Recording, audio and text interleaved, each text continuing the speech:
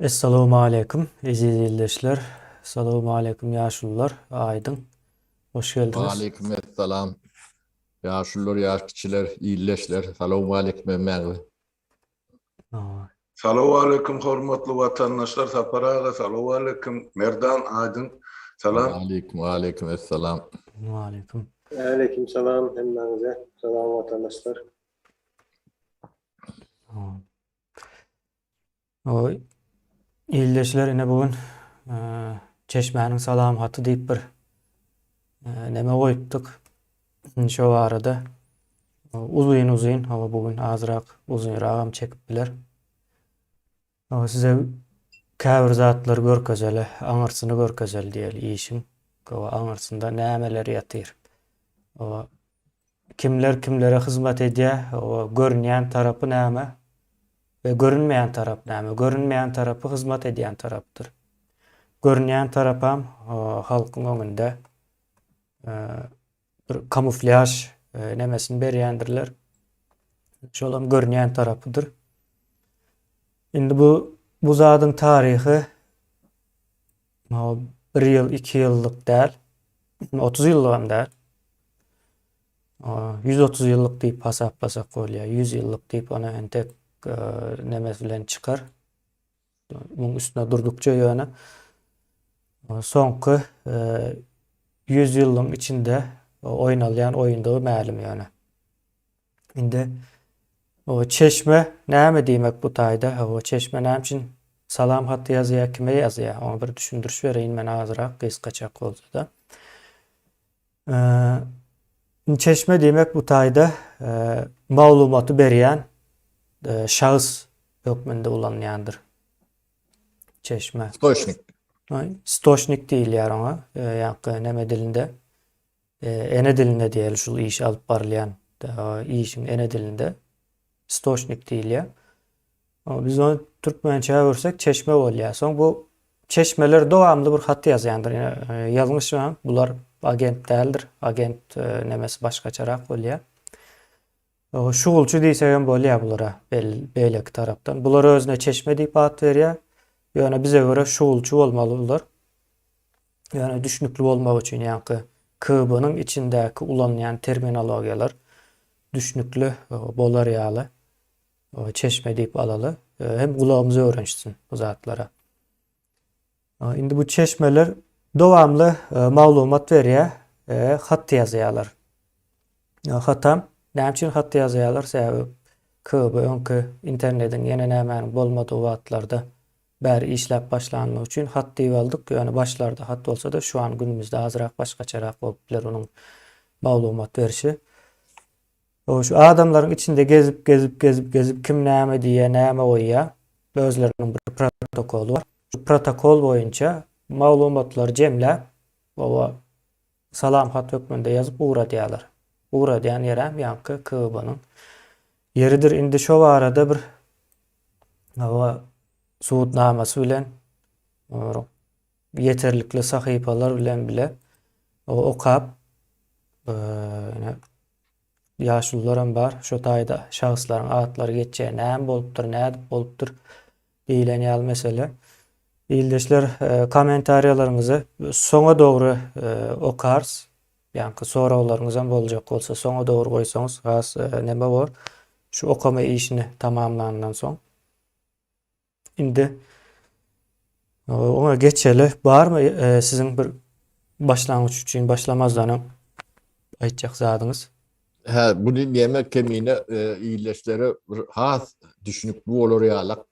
Bu atlan bir tarihini noňum käbir gurumalar nemelen atlaryny agdak geçsen düşünükli olur. 1986 ýyldan başlaýan ýa 89 ýyldan başlaýan. İlk tarihler vardır.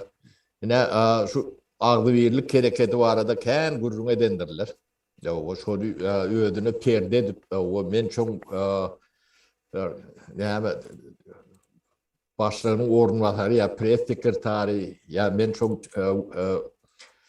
şileni nämeti diýip çykyş eden kän ýigitler bardyr. Zaten eşden teňe ekranlary deme diyen olsanız, takip ediyen olsanız ne bu da atılan demeti şol şeyden ne açınca perestroika dövründen başlıyor da. O demek kırban yürütü nemesi vardır. Yönünü koyulayan meselesi vardır.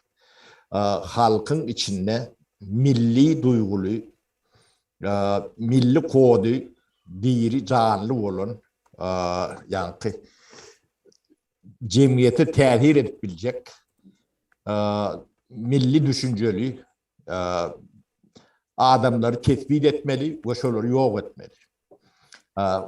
KGB bunu dine perestroika dövrünün değil, yani ortam geleni veri şu işleri alıp barıyandırlar. O men 881 yılın veri. O milli düşünceli, yani milli ruhlu diyeyim ne, o adamları tespit etmeli, ortaya çıkarmalı ve şöyle likvidir diye ödü demek KGB'nin ödü. Yok ediyor. Adamlar ne için yok olduğunu bilenlerdirler adamlar. Yönüm orta gruptaki adamlar bilen bulun hiç vatam işi olur nedir? İşi yoktur. Şol deme yani impuls veren milli duyguya impuls veren adamları tespit etmelidir. Onu tespit etmek için şol ne ile üç bölüm olsa, kurumalar olsa, görese çok içine girmelidir. İçine çok vekili alak bulup girmelidir. Borsa kimin neyme diyen bilen o yani informatı alıp bulan yok da. Çok içinde ne bizim içimizde de bolmalı. Tabii oluyor da müngörçe adam iş yapıyor. Çölünü yeterlerinden iyi noktalar. Bu düzgün umumudur. Sebep doğrudur şunlarla. Bunun neyle işleyendi bir ne maskalamızda şöyle alakalı bir yeri bolunsa bunu katı uğuliyetle. O bizim içimizde milli duygulusan var. Şu milli duygunu gözleyenlerim var da. Biri. Yani Türk mesanı değişirler baskıvadı işleyen. Yani opsiyon grubunda demeliye onu prensipini biliyette. Yani başka yerde ayrılmayan da adam doğun ay diye de. Ne diye. Yine şu dövrlerde ölüp giden adamlar vardır. Böyle duyduğun biri emeden balkonunu açıyor ya bir maşinuru öldürüyor. Yani şolun nemezlerine demekten o şolun milli bir nemez kodu vardır. Böyle aktiftir, değildir. Halk nemediliyendir. Milli duygulu. O beylekleri nemez hiç mümkün olan nemez yoktur. Çok içinde etaati adamlar vardır. Ne şu an ne bilinen şu 3 milyonluk içinde 4-5 tane generatör vardır. Şu bizim içimde giren adam olmasa bilen o. Yani şey çıkarıyorlar. Onun ya demeye karşı görüşüp gören adam bir alak tıpatın ne olmalı? İçinden de. Ben orun atar diyor, ben nemlemet diyor. Bu bir protokol, bu işleyiş sistemalar olur. Yani bunu tecrübesi adamlar bunu bilen o. Birinci olarak bir tayt. Yine yani çevşiniz mi, çavuşunuz var. 92. yılı yüzüne Praga'da restoranına yüzde olayım, yani 50 olayım Türkmen var da. O playan adam diyadık değil, sen diyetti. O senin alakını atmalı, drone yerinde. Diyemediğini biliyetti. Öyle katı yok nasıl dururlar hiç. Yani kızadı boynuna liyanını eldirler. Şu an akdiyeri yetir gara deyip de yürüp dururdu. Edil şu an Putin'in Ukrayna çözüyor 50 işlerle. Bunun hangi sistemat meyleşir, değil mi? Yalan döndümen hiç böyle tuvalette sırtını tüpürüne alaktır. Yüzü adam hiç kadar yan yerim yoktur, hiç var. O aranızda gezip görür. Ağlam oğlu. O näme üçin diýerler diýip olary toora vermeliler. O näme tähditleri var. O tähditlerim ýokdur ulukan. 5 manat vardır ya da. Aylık bunu vardır. Ya daşary ýurda çykandyr. Yani şu daşary ýurda gelişden iýerlesen, onu iýerlerler şu hepleri ýoşluk bilen. Ben çağam KGB öldürüp gelen. Gadetlerde de hatta demez mi? Bu kayın bir adım dokumental.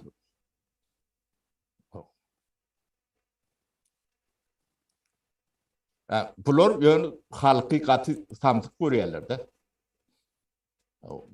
Onu aytmak için eline delil gerek de kağıt demesin. Yankı ulan danotlarının näme KGB'den alıp bilen o. Şu taýda işleyen oradan alıp bilen. Sen alıp bilen o. Olary gerek bolsa. Yankı ondan alýadan beýle kagedini berýär-de.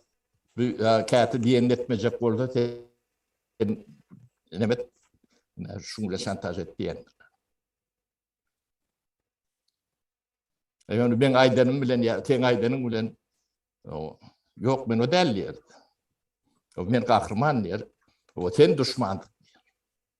Sana tökme datar. Nene 30 ýyl ne şulon nemetini tinlap görnämedi kendim. O işleyen oradan işler o KGB'de vatanı oryandır. Pul verteleri işleyen o dağıt diştir değişip. Demeyeceğinden tanıyan. O bilen var. Ben bilenme biliyordur. O çekin korkup göründürüm sonra.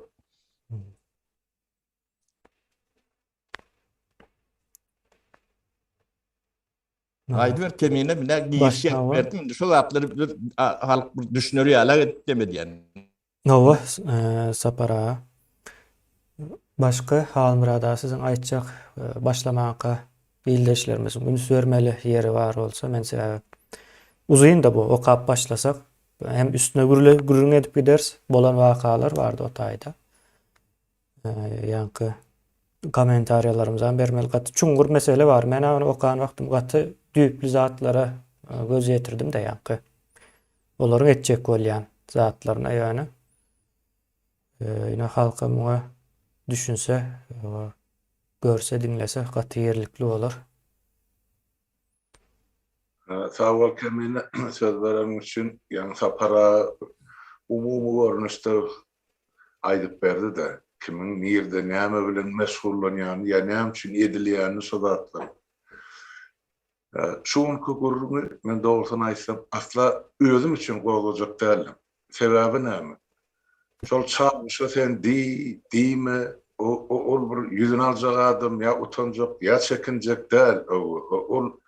Ol adamy hem 30 ýyl bäri her tüýüne bir adam satdy diýip aýdylsa da ene ýurdun içinde çykar hemme maglumat. Maňa leýişne şol adam ýurdun içinde gerek. Men bärden Maryam Çağalym bilen olam o taýdan gelýär. Ýanyna getiren agentler bilen bilelikde. Kanadadaky gollawçysy bilen bilen. Ene şo taýda halk köňüni çözürşük. Sen bu taýda diýenin ýerine galyr, ýa-da para gaýtdy. Şöwet hökümetine de ýetirler ýa bilmem. O onu berer bilemok. Onu şöwet hökümeti garajdalykdan mahrum edermi? Edenini niýe awrasyn? Ana Türkmenistan diktatura diýse, öz ýurduny ýanam saklarlar. Ol jadakçy adam däl. Putin'in ýanyny bererler. Olum bolup biler. Sebäp ol Moskwa aýda gatnap duran adam bolar. İkimiz gidip bilen da. Vatandaşlar doğrudan katı ağır men görürüm men şun sebep şunça yollaşmamız tutuldu törmelerde çüýredi. Asıl sordu yeterler var. Ondan öňkisi. Ondan şu bolan wakalar iýdirlap görýärmi? Ondan şu taýda hökmen KGB agentlerinin ya danışıklarının ya satıcıların kulağı çıkıp durdu. Bir topar adam yitirdi. Onun näme üçin ya kim etdi diýilen sonra ýüze çykýar da adam özüne berýän de sonra. Näme üçin kowalanýan adamlar iki ýekede oşa peçat basyldy emma şolaryň içinde sypçyk balyk ýar bolup hiç işin qarasyna görünmedik bir tarapdan, beýlik tarapdan hemme zady bilýänmişin bular. Gahrman şol bir wagtyň özünde de bular haýsy döwlete, näçe döwlete hyzmat edýär, haýsy razvedkalardan gazanç edýär. Özlerinin maşa bilýän adam ýok diýip hasap edýärdiler. Ýöne bar şol gasa. Şonu çykaryp otyl. Men şu taýda saparagyň sözüni tasdiklajak bolýan. Ya şol dogrudan şol hemmesi senden gaterbet gorkdy.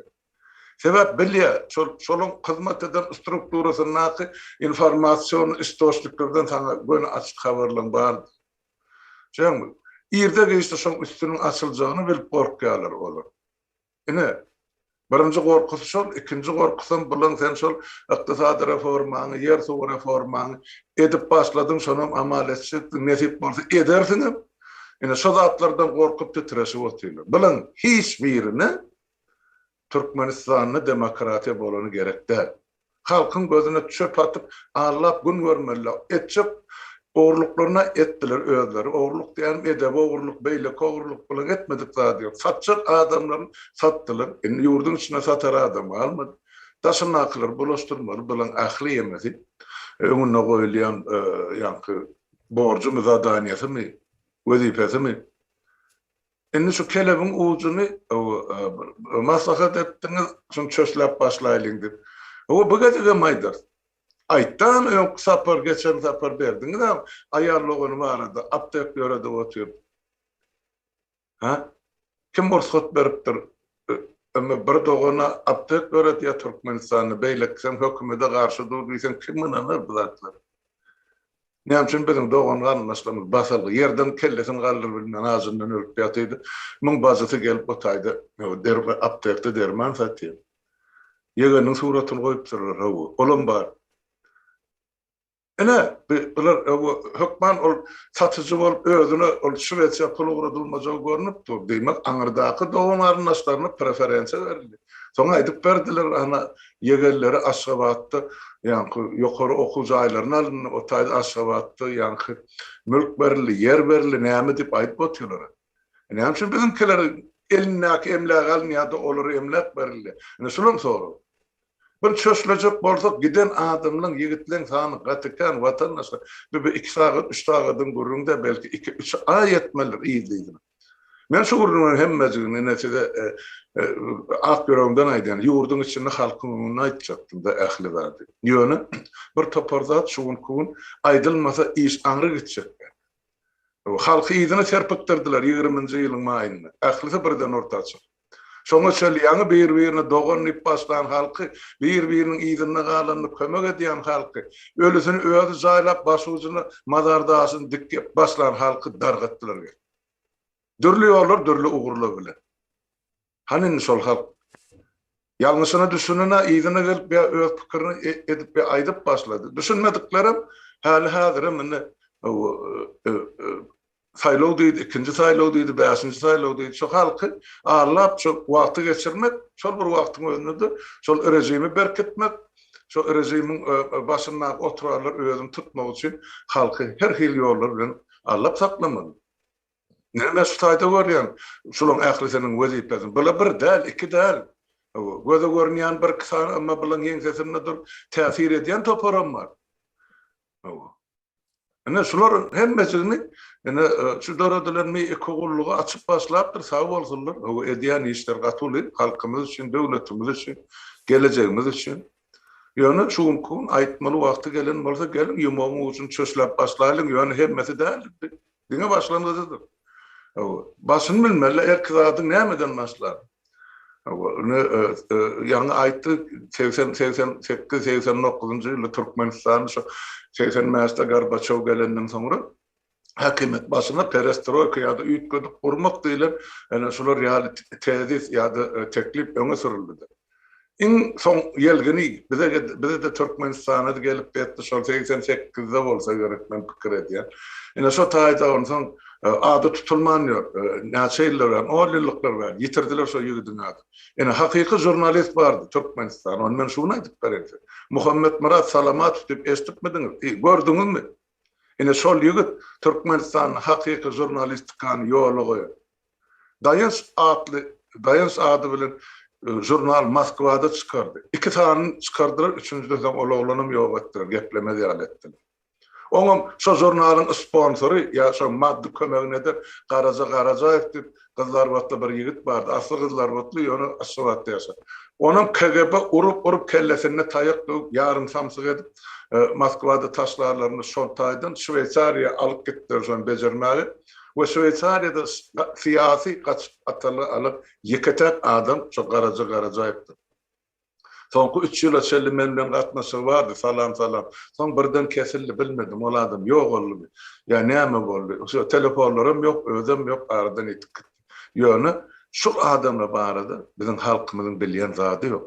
Ine şu Türkmenistan SSR ýykylanny ya täzeden gurmak öňde barajylary, halka düşünüş berejler ine şu Muhammed Murat Salamat. Muhammed Murat Salamatov bilen ine şol Garaca ine 2 adam şolardan başlandy. O soňra olar ýeme diýdi Agzy Birlik Halk Hareketi diýdi Aşgabatda dörense. Bularnyň gatyly taryhy we birek gawat gelmeýän. O warda görüňçek bolsak ýene-de bir topar wagtymyz gider. Men şu zatlary diňe ýurtda halkyň öňüne aýtmaksydym. Şol günlerde ýetjegimi bilýärdim. Bilmem oty. İnşallah ömrümüz uzak bolsa bararsam watana. Şu täze Türkmenistan şular ya çöp çalamsız gurulsa diýip men şoňardy bunu. Ýöne şuň kun başlamaly bolsa, şu EPP-ýan başyny hany kemini elinde bar dokumentlerden başlar. Oka, men şunu aýdym, häzirlikçe gysgaça. Aýdyňa da söz berjekdim. Ýöne Aýdyň nemäň ortasynda köprek söz alar. Säbe. Men bir sana soru verip geçecek yine şertlerine hem olsun 30 yılın içinde ne ağır şert olsun tarih olması şayet şertler vacipler bir toplumun içinden türlü şahıslar dörebilýär. Şahir dörebilýär ya da injiner dörebilýär. Ya da yine şu an eleştirici adamlar dörebilýär, siyasetçiler dörebilýär. Hakiki o halkın içinden çıkýar. Olar saylanıp gelen ok ya da ses bilen gelen ok öz okuyu bilen güýjü bilen öňe çykýarlar şoňalyk adamlar hem merde bardyr. Näme üçin mesela 30 ýyldan beri geçejesem ýok. Sonra kelleňizde dursun ýa hatda okalar. Aýdym edil meniň pikirim okudum. Men hem şunuň ýaly edip aýtjak bolup durdum. Buna o Türkmenistanda 30 ýyldan beri diktatorlar oturan bolsa, ine şonuň sebäpkärleri şu ýanky Welsapar ýaly. Yine de beylekler var. Yine şolar günahkar. O Azatlyk radiosynyň içine sereder ýaly däl. O has beter oňa da nowat geljek. Azatlyk radiosuna. Ýa-ni Türkmen ullugy. Jurnalist bolup örenleri değişli. Onda ýoş başlaly men muny näme edip okajak ildeşler. Meniň gözüm uzak görmedi. Men synanyşyp gördüm. Telefonumdan okamakçy. Bunu ekrana çıkaryan değil mi sen? O ekrana çıkaryan yine nemeleri geçer. Birinci orijinal yazgısı. Ondan sonra 2 dilde Türkmençe ve Rusça orijinal yazgısı el yazgıda Rus dilinde yazılıptır. Yine Welsapar şonuň ýaly edip yazıptır. Onu siz duruzup geçersiniz. Iň soňunda da bir jemleýici neme var. Ýöne biz ullakan görünüşini ertir koyarız ekranlara. Şu birinci bölümü. Yine görýänsiňizdir. Çep tarapda Rusçası var. Edilýän el ýazynyň Rusçası. Näme kompýuter harflaryna geçirilen. Sağ tarapynda da Türkmençesi var. Men muny okabam bereň kiçirek durýandyr. Soň ýanky aýdyşmaýaly ullakan görünüşine ekranlara bereriz. Ben Welsaparov Ak Muhammed Jumayeviç diye. 1956 ýylyň 19 sentýabrynda Türkmenistan SSR-niň Mary welaýatynyň Mary etrawynyň Muhad owadyndaky owasynda dowuldum. 1963-1973 ýyllar aralygynda Mary welaýatynyň Sakarçay etrawynyň 1-nji orta mektebinde okudum. 1973 ýylda Maksim Gorky adyndaky Türkmen Döwlet Üniversitetiniň Filologiýa fakultetine okuwa girdim. 1976 ýylda Moskwanyň Mihailo Lomonosov adyndaky Döwlet Üniversitetiniň jurnalistika fakultetine geçdim. 1979 ýylda Sergey Yeseniyň döredüjligini Türkmen diline terjime etmeň kynçylygy adly tema boýunça edebiyat kritikasy we yayıcısı Konfederasiýasynda diplom işimi goradym diye. Gorandan soň jurnalist, gazetin edebiyat işgärı diyen hüner bilen diplomumu aldım. Okuwumy utarandan soň TSSR'ın döwlet teleradyosuna işe uğradyldım. Ol ýerde 1979-1985 ýyllar aralygynda ilk ýaşlar redaksiýasynda, sonra edebiyat redaksiýasynda redaktor bolup işledim. 1985 ýylyň oktyabr aýynda Magarif çapxanasynyň tarih we geografiýa redaksiýasyna baş redaktor wezipesine geçdim. Şol redaksiýada 1986 ýylyň 12 martyna çenli işledim. 1986 ýylyň 12 martynda men Aşgabat jurnalynyň edebiyat tanqidçisi we ýaýyjysy bölümine bölüm müdiri edilip bellenildim ve häzirki güne çenli işlemäge dowam edýän. Ondan soň dowam var. Ayda. Tarihlam aýt, soňunda bir ýerde tarih bolmaly. Hawa 1971-1984 ýyllar aralygynda VLKSM Komsomolunyň hasabynda durdum we ýaşym boýunça da çykdym diýär. Komsomol bolan döwrümde komsomoluň ýokary ýolbaşçylarynyň buýrugyny üznüksiz ýerine ýetirdim we geçirilen çärelere aktiv gatnaşdym diýär. Ýene bu biografiýasy 12 iýun 1986 ýylda ýazylypdyr. Ýani näme mana gelýär bu? 1986 ýylda Welsapar birinji geze Kyba giren, ýani Verbowka diýip aýtsam bolýar, ýa-da kabul edilen ýa-da saýlanan günüdür. Şo wagt ýene şunu ýazýan girýän, Kyba giren wagtyň ýani çeşmäniň maglumatlar öz elinden hem yazılmalı. Aýratyn hem ýene toplanýa maglumatlar ýöne öz elinden hem o bir näme alýarlar, dil hatýalyk pikir ediň muny. Ýani awtobiografiýa diýerler öz aralarynda. Ýyldaşlar, Welsaparyň näçinji ýyldan bäri Kybyda işläp ýörendigi barada ine size ullakan bir subutnama. Indi biz bunu şu wagtda çellik bir näme etmedik, bularyň gidýän ýerine çelle seretmeli. Beýlek tarapdan hem ýanky bizim halkymız entek şunuň ýaly bir intriga işlerine kän girip görmänligi üçin şu zatlar 1 ýyl 2 ýyl mundan öň görkezen bolsak bir yüzlebi bolup geçerdi. Ýöne belli bir wakalar bolup geçmeldi we şu belli bir wakalara değişiklikmende düşündirilmeli. Indi esasy gyzyk ýerleri şunun dowamında başlaýar bu biografiýasy.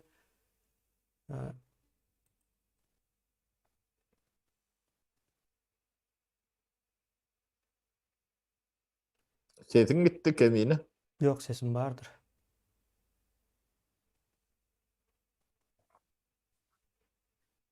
Sesim gelýändir ha? Gelýär. Awa.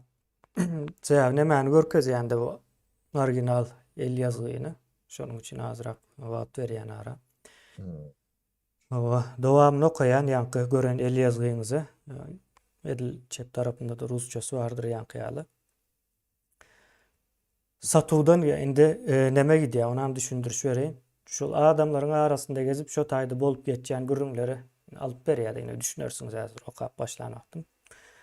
Satowdan gelen bizim milli gymmatlyklarymy we emlaklarymız Soýuzyň umumy büdjetine däl-de Türkmen Respublikasynyň büdjetine girmelidir.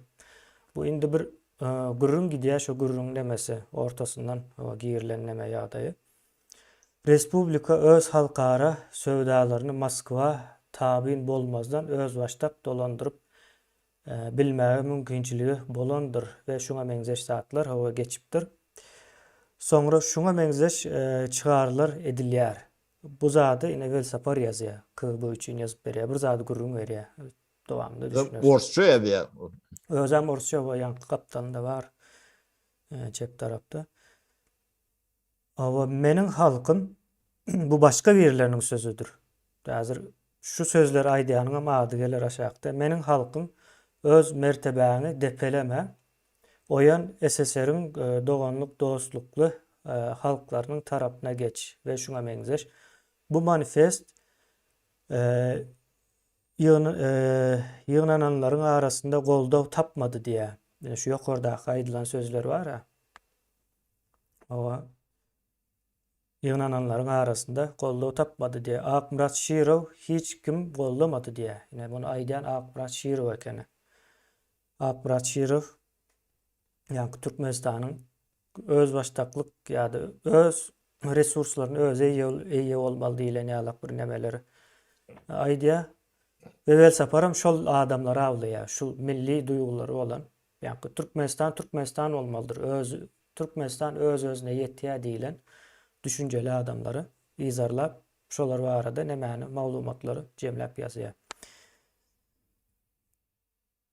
Indi kan bölmän dowam etjek säbir düşnükli bolsun diýip demetdim. Bu tekst bilen tanışylandan soňra Akmurat Şirow, Nowotguly Rejepow, Şiraly Nurmuradow, Hudaý Kuliýew, Babba Gökleňew daglar 15 minut töweregip başga otaga maslahata gittiler. Akmurat Şirow ol ýerden lapy keç gaharly halda dolandy. Ol şonda çeşmeden, ýa-ni çeşmeden diýene özü ýa-ni Velsapar menden diýip aýtmaýardy. KGB'nyň ýa-ni salamat ugratma protokolu bar. Owa şunuň ýaldy aýdan ok. Ýa-ni ol menden o manifestde nähil garaýandygyny sorady diýip aýtmaýardy. Ol şonda çeşmeden manifestde nähil garaýandygyny sorady we olanlar öz halkynyň mertebesi üçin göreşmegiň nähil wajypdygyny düşünen oklar we gorkýarlar diýär. Diýip aýtdy diýär. Ýa-ni Akmurat Şirow şu türkmenler bar ýa-ni ady geçen 3 sany ýa-ni ýokarda. Şolara türkmeniň mertebesi bar. Ýa-ni ýurda biz eýe bolmaly. Ýa-ni Moskwa gitmeli däl hemme zat diýen ýalak düşünjeleri düşündirjek bolýar. Soň düşünmändir gaharly diýä. Ýa-ni otagdan dolanyp geldi we maňa diýä ýa-ni Velsapar diýä, çeşme diýä da. Baňa owa düşünen oklar diýä türkmeniň mertebesiniň owa nireden galjagyny düşünen oklar, nähil wajypdygyny düşünen oklar diýip onam ýa-ni KGB'nyň adamyna gurrun berýär. Ýa-ni Akmurat Şirow Velsaparyň KGB maglumat berjegini şo wagt bilen okdy elbetde. Bu häzir ýyldam gelýär aşagynda görürsüňiz. Edil şol wagt dünkü güneçenli manifestiň teksti bilen diňe iki adamyň Nowotguly Rejepow we Şiraly Nurmuradowyň tanışandygy çeşme mälim boldy. Ýa-ni men diýe owa dün diýe bir günem owa bilipdirler diýe. Ýa-ni manifestiň bolan tekstini okap görüpdirler diýe. Men şonda bilip galdym diýe. Dowam edeli.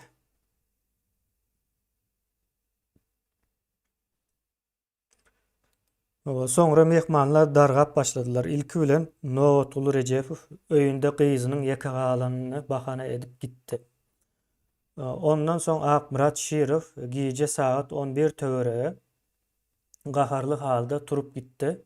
Galanlary bolsa gije saat 1'e çenle Hudaý Kuliýew dutarda aýdan aýdymlaryny dinläp Mahtumlynyň döredijiligi barada jedelleşip oturdular. Gelecekki duşuň nerede boljagy barada gürleşmediler. 6 may 88-nji ýyl. Yine bu arada ýaşlylar hawa siz hem gurrun berseňiz biz bu şahsyslary kän tanamyz. Ýa-ni Akmurat Şirow diýdi. Ýene beýlekiler. Hamira da sesiniz yapık şu an. Ursat bersem şu taýda men aýdym, soň sapara üstüne näme goşşak bolsaýdyr desem, Aha. adaglanan adamlaryň köpüsini men tanıyan, şahsy tanışlygym bar şeýle olam görüşüjüdiginem bilýän, o eden işlerinden hem habarly. Şol ýanky adaglanan Akmurat Şiir diýilen ýigit şu özü hakykatdan bir öňde barjy bir watansewer bir şol döwür SSR zamanyny biziň halkymyzyň ähli baýly şol merkeze Moskwa gidýär, emma Moskwadan SSR'den ýygyna dolup Türkmenistana gelýän zat gatar. Ine şol baýlyklarymyzy özümiz eýelik edelim, ine çykyş eden ilkinji ine bir şahsiýetleriň biri Akmurat Şiir. Ine şu real çykyşlaryndan soňra o ýigidi bir gün hawa 3-nji etajda balkonyny nokleýarlarda betonyň üstüne orşa taýda janlar. Ine KGB eden işi.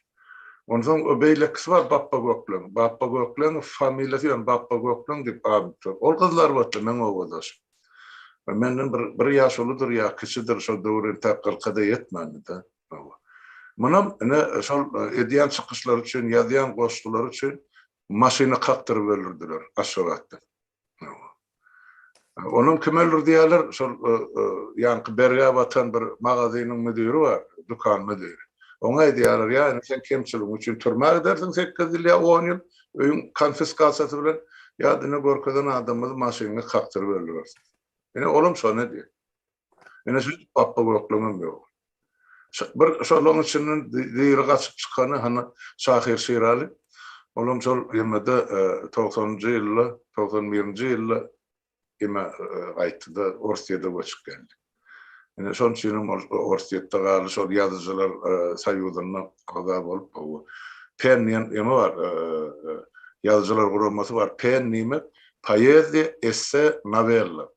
Bütün dünýä ýazyjylar guramasy. Şahir Şirali Nurmuratow şo gurama hormatly agza edip alyndy.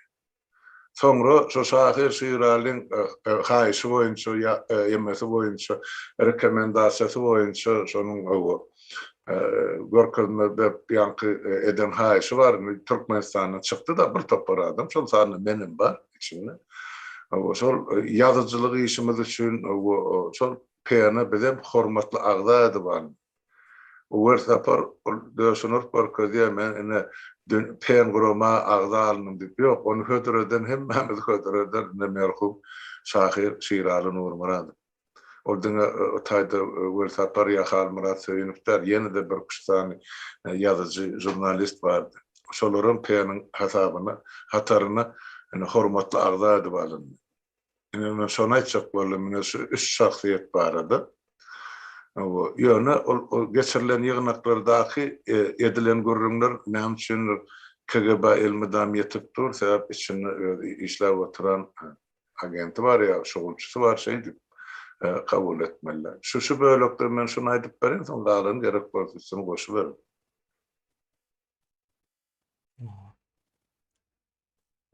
Ya bu taýda şol üns çekýän zat ýa Türkmen de bir nemeýine döremeli de. Bir milli duýgu döremeli birinji. Bir ýurt bolmagy ýa-da döwlet bolup bilmek üçin milli ruhyň döremegi gerek. Milli ruhyň ýok ýerinde döwlet bolup bilýän däldir, dargaýandyr. Ine ýalňyş pikirde bolsa da, dogry pikirde bolsa da ýoş-ýoş başlamaly, bir başlangıcı, bir fundamenti bolýar elmidama. Ýa-ni pikirden 70 ýyl Sovet nemesi dowam etýär ýa-da orsunkyny tutuş orsu hasaplasaň hasam köp bolýar da. Ýa 19-njy asyryň soňlaryndan başlap. Ýöne şu aram bolmaly da ýa milli ruh özünde göterýän adamlar. Şol adamlary ine şu ýanky sözleri bar da. Ýa Moskwa gitmeli däl. O Moskwa gitmeli däl diýmek eýýan bu garaşsyzlygy talap etmekdir. Ýa Türkmenistanda SSR döwründe de Türkmenistanyň garaşsyzlygyny talap edýän düşünje dörep bilýän eken, bar eken. Ona ýanky Welsapar izarlap görəkende. Bu diňe Welsaparyň izarlaýany o başga da bar bu edilşol nemäň içinde gezýän. Vel Sapar'ın penceresinden seyredeli bu gezek hazırlıkça. Soň köpse yurdun içine. Entek akıl almaz ýalgatken ul nemeler barda. Üns veriljek yer şu. Vel Sapar milli duygusu olan adamları avlaya. Ya, başkaça bolup bilenok, sebäbi ýa-ni KGB-nyň protokolu şonu talap edýär. Ya milli ruh dörese ine Ukrainany ele alışýar. Ukrainada o rus dilini gürleşýärler. 90% rus dilini gürleşip ýaşaýarlar da. Aýratyn bir baýdagy ady bolsa da. O ýöne şolarda aýratyn bir milli ruh dörenligi üçin Orus içine girdi de. Şol gitmesin, ayrılmasın, o menin täsirimde bolsun diye. Ýa-ni şahıslara ýok edendir gerek bolsa näçe şahıslar şondadan başarmandyr. Iň soň döwlet derejesine galyp ýa-ni Orusdan uzaklaşjagynyň o işaratlaryny berip başlandan soň neme boldy? Urş etmeli boldy ýa-ni. Urşama gazanyp bilenok o aýry mesele. Indi gururumyz ol däl, dowam edeli.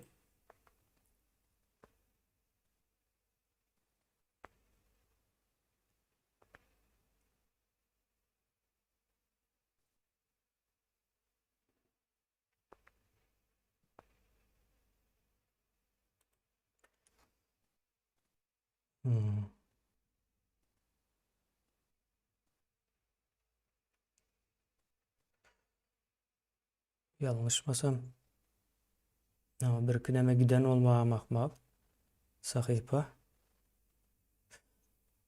O men bunu bu taýdan okaýyn, sebäbi meniň elimdäki ýazgy düýünden başga. Soňra o şu arada 2 sahypa aýrylan bolup biler diýjek bolýan. O 2 sahypa süýşüpdir. Men bunu bu taýda okap geçen sebäbi onu soň dolu näme goýan wagty görürüz. Öňünden taýarlanyp, işlenip düzülen plan boýunça Çeşme 1989-njy ýylyň ýanwar aýynyň 18-ine Akmurat Şirow bilen gürleşmek we ýene bir sapar täze duşuşyk barada wadalaşmak başartdy. 1989-njy ýyl ýanwar aýynyň 19-ynda Akmurat Şirow bilen duşuşmak başartdy. 2 gezek ýazypdyrlar, başlarsynız.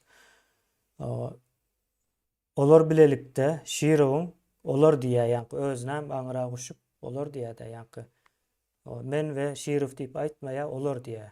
Ýa-ni Çeşme ýa özü. Çeşme bir şahys hökmünde görülenok, bir iş hökmünde görülýänligi üçin bolmaly. Olar bilelikde Şirowyň teklibi boýunça hudojnik Yaranowyň ustahanasyna gitdiler we dowamly gurrun etdiler.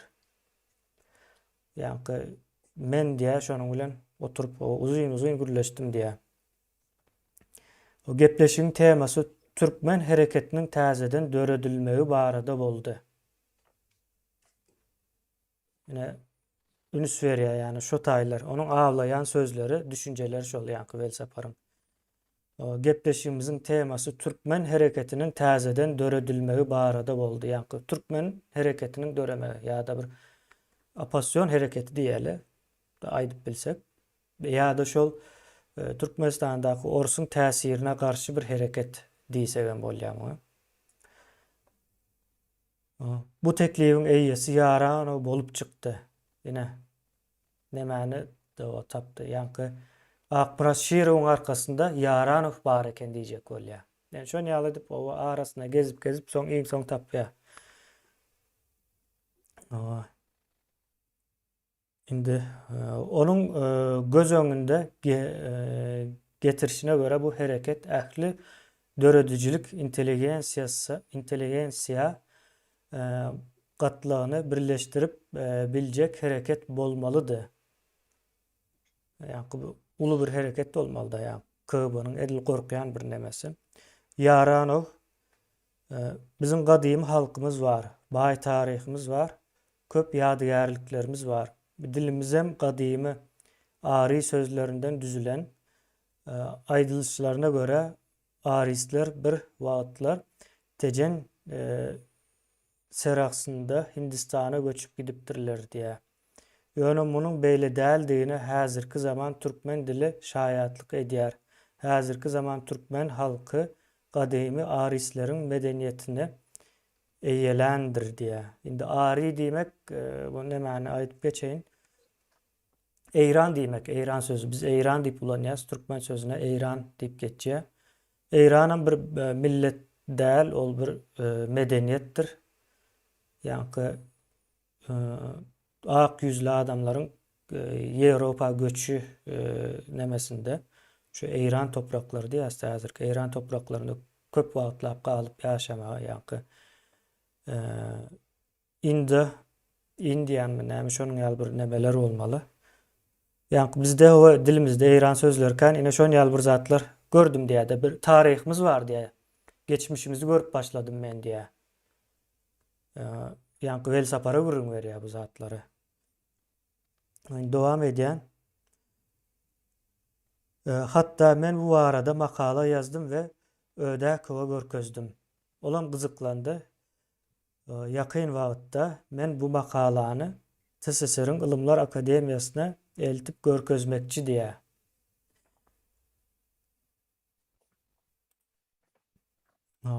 Eltip görkezmekçi dowamında. Benim üstünde işlen makalamın täzedi ve onun hökman hususy açış edip ýaýratmaly diýip dostlarım hem aýtdy diýär. Yani gollapdyr da üns berýän zatlary o bir ýani milli ruhy döretjek bir zatlar o çykarypdyr ve şonam o dostlarynyň hem gollaýandygyny belsapar şo taýda üns berýär. Hoplu diýär, dostlar hem gollaýan o sonda bu zat ýaýrap biler diýilen neme gelýärdi. Yani yazış psikologiýasyny aýdyp berjek bolýan bu taýda. Sebäbi diňe bu gürrüňler geçen däldir. Iki adam bir araya gelse bir saatyň içinde bir kitaplyk gürrüň edip bilýär-de. Ýöne esasy ýerlerini alýar. Biz guruluş üçin hökman açyk hereket döretmeli. Ýani bu da gaty hoply. Yani şul düşünjäni diýe öňe çykarmak üçin açyk bir hereket döretmeli diýär. Öz medeni gymmatlyklarymizy, dilimizin üstünlüğünü, halkyň medeniýetini galdyrmak we östürmek üçin propagandanyň üstü bilen göreşmelidir hem de biz ýurtda paxta ekilmeginiň garşysyna göreşmelidir diýär. Ýene bu taýda bu neme şu taýda neme deli, soň dowam ederiz. Çeşme diýip başlaýar. Pikirlerinizi alıp bilerse aydın. Gittikçe gyzyklaşýar bu neme. Nägim ildeşlerimize neme bilýän mi?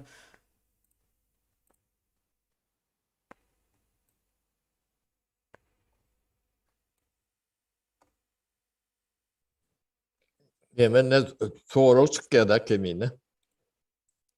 Nawa. Hudожник Yaranow diye. Nirde şol?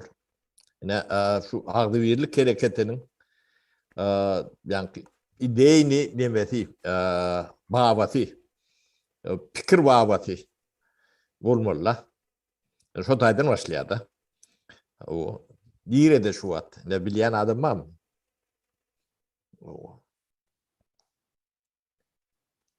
Değildir. Ben pikirimçe. Ýöne ýani şu pikir babaty, ýani agdybirlik hereketiň pikir babaty kıradadır. Ýöne ýanky alak nemeler vardır. Çeşmeler olaryň büyüňdedir. Ödüm içindedir yani. Bu da atlary daşından bilip biljek neme ýok. Yani Kağban bu ne profesional nemesinin iyi işidir. Yani döwleti gorajak bolsaň, döwleti olur.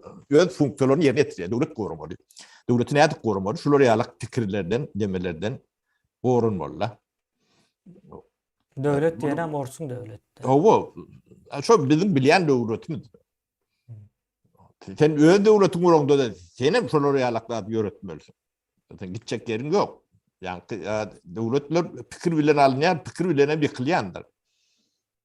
Islenlik deme o. No.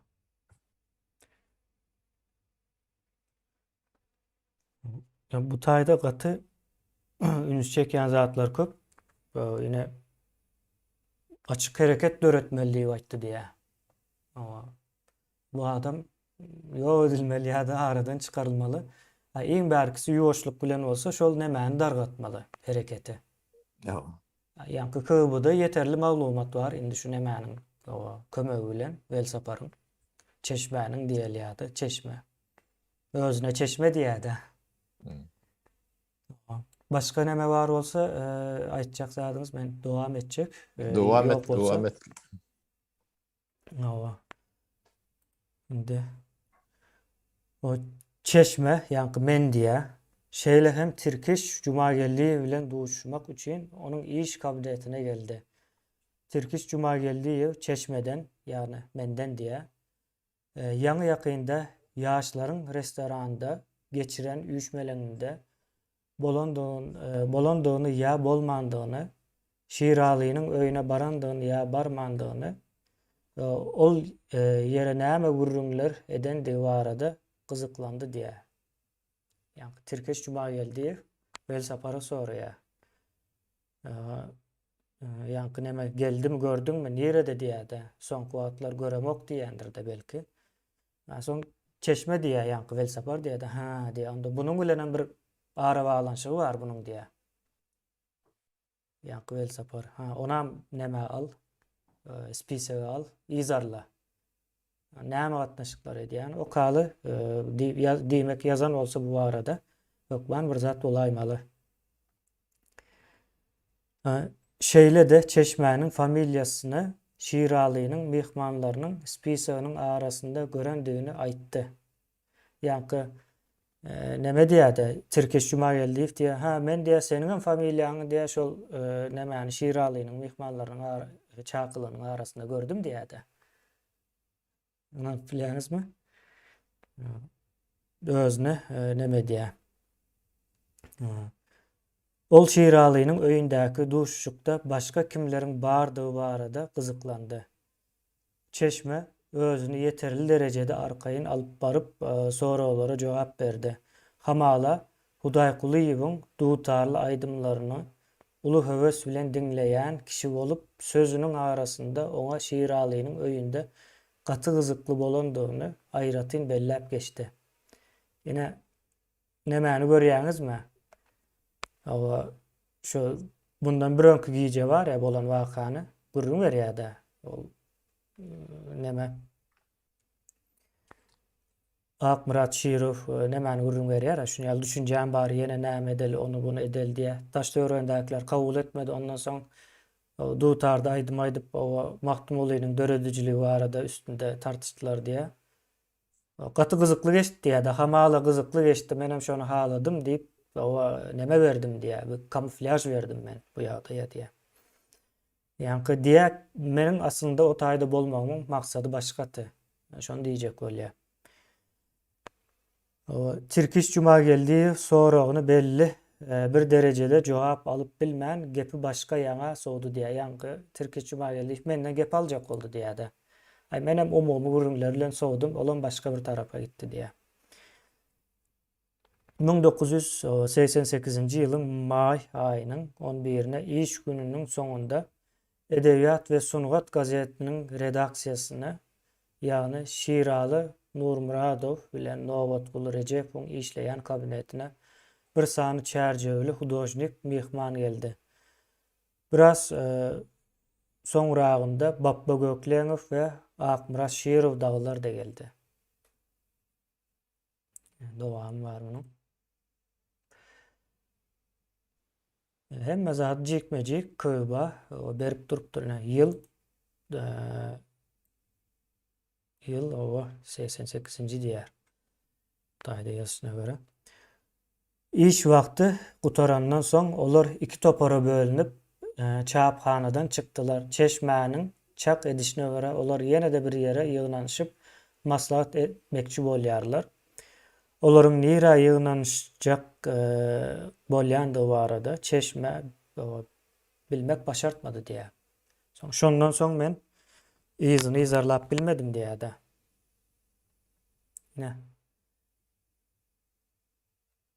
gezipýör adamlaryň arasynda.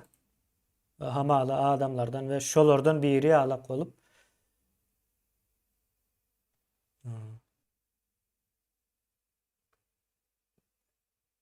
başga birowa pikiriňiz, düşünjäňiz, buňa goşmak isleýän zatyňyz barmy? Ýani ady geçen şahslar var, Bappa Gökleňew diýe. Täze girdi soň. Çerjewli bir hudojnik diýe, onuň adyny bilip bilmändir ýöne. Çerjewden diýene, o bilipdir şonda. Umuman şu pikir nemesi bardy, şu 3-4 adam bar. Şolar nire gitse, nirede üşüşse, ýani welsaparam şo taýda bar. İzine o koýanok. Dowam edeli.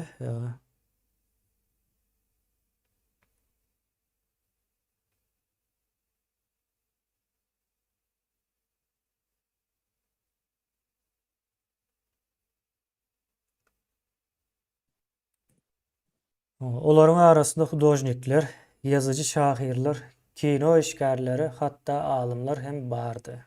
Meselem, akademik Ödäkiw TSSR-ın Ilymlar Akademiýasyndan diýe. İşi gaýdandyr bunuň hem. Akmurat Şirow döredüjülük hereketiniň ýolbaşçylyk düzümine girmeli teklip etdiler. Akmurat Şirow'a teklip edipdirler şo taýda. Şol sanda Çeşme'ye de teklip geldi diye. Ýa. Şol sanda Çeşme ýanky. Ondan soňra o dowamında näme diye. Emma Akmurat Şirow bu teklipden özüniň TKP'niň, MK'niň öňünde beýle hereketlere gatnaşmajagy barada söz berendigini aýdyp ýüz öwürdi. Hem de herekete ýolbaşçy bellenmeli däldigini, olary diňe maslahatyň dolandyrmaldygyny aýtdy diye. Akmurat Şirow şeýle de men bu herekete goşulmaga gorkamok. Emma men beren sözümi izine alıp bilemok. Ýöne men sizin hereket baradaky ideýaňyzy goldaýan we gazetin sahypalarynda sizin çykyşlaryňyzy goldap bilerim. Bu möhüm zat. Biz hemmämiz bürokratlaryň garşysyna durmasak, birikmesek, bu bürokrat diýenler hem şol ýanky Komünist partiýanyň nemeleri olmaly. Güç ulanýan ýa-da şonu dolandyrýanlar olmaly da. Garşysyna durmasak, birikmesek, onda olar bizi bir-birden ýoklarlar diýdi. Çeşme, Akmurat Şirow'un gazetin sahypalarynda açyk çykyşlar etmekçi bolýan ideýasyny goldady. Welsaparam yalandan, doğru, o şonu ýaly etmeli diýen olmaly. Şonu ýaly neme ýazypdyr. Şeýle de Çeşme özüne ynanylan wezipeden başga ýol saýlap alandy we şol sebäpden ýüz öwürýändigini nyktady. Ýanky Çeşmäde o senem geldiýdiler başda. Olap ýüz öwürenmiş. Menem geljek däl, ýanky Akmurat Şirow gelmeýän bolsa menem ýok diýädi. Ýanky Akmurat Şirowyň ýanynda bir psikologiki ýoldaş bolup ýör ýani. Ynamna girip ýördi. Şol näme diýse şoň owa diýenne owa ýa-da ýok neme dip gezip ýör. Sähä nämäni tutdy. Oljany tutdy. Izarlaýa adamy. Maslahatyň dowamında Yaranowyň gurjak bolýan hereketini başga kimleriň goldaýandygy ýa-da başga kimlere bu herekete çağırış edendiklerini Çeşme bilmek başartmady. Ýanky ine 2-3 adam bardy esasy düşünjäň neme diýen. Soň şolardan başga kimler var, kimler goldaýar. Şolar hem şo wagt bilmek başartmady diýe ýöne dowam edýändir. Akmurat Şirowyň Çeşme habar bermegine göre özüniň Leningraddan geleni bäri onuň köne dostlary Bappa Gökleňew we Şiraly Nurmuradow näme üçindir onu iýdemeýärler. Çeşmäniň pikiriçe Bappa Gökleňew we Şiraly Nurmuradow Akmurat Şirowdan biraz gaça durýarlar. Belki öňkü ýadro pytrandyr. Belki de olar Akmurat Şirow'a yeterli derecede ynanýan däldirler.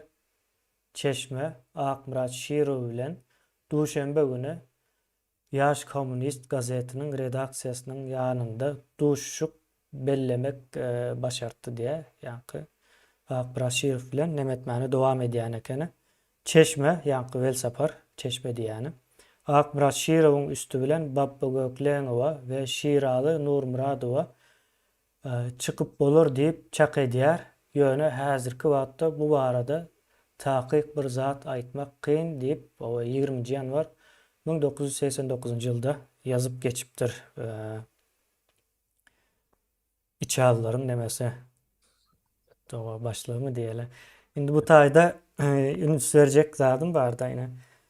Akmurat Şirowyň üstü bilen Babba Gökleňow bilen Şiraly Nurmuradowa nemetjek bolýar, sataşjak bolýar da. Olar näme diýär, näme oýýar. Ýa-ni Akmurat Şirowyň adamna dolu giripdir şu taýdaky ýazylardan. O düşünsek bolýar. Ýene ildeşler bulam ýaňky näme tekstlaryň ýani täzeden gaýtadan görüň.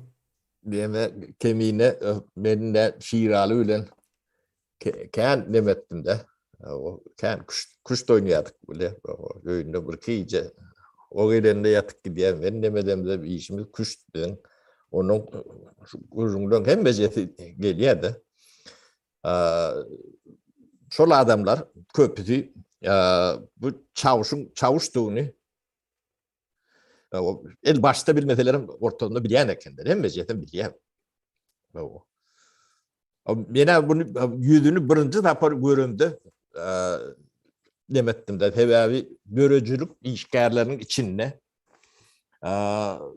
şuları ýalakladyn gaty känligini ben gaty gowy diýende sebebi bizim başkalarymyň ýarty şoň içinde o kimdigini näme digini o gaty gowy diýse onuň bulan ýöreşinden bilip bilýärsen ben şu ýöňden ýörek geçdi.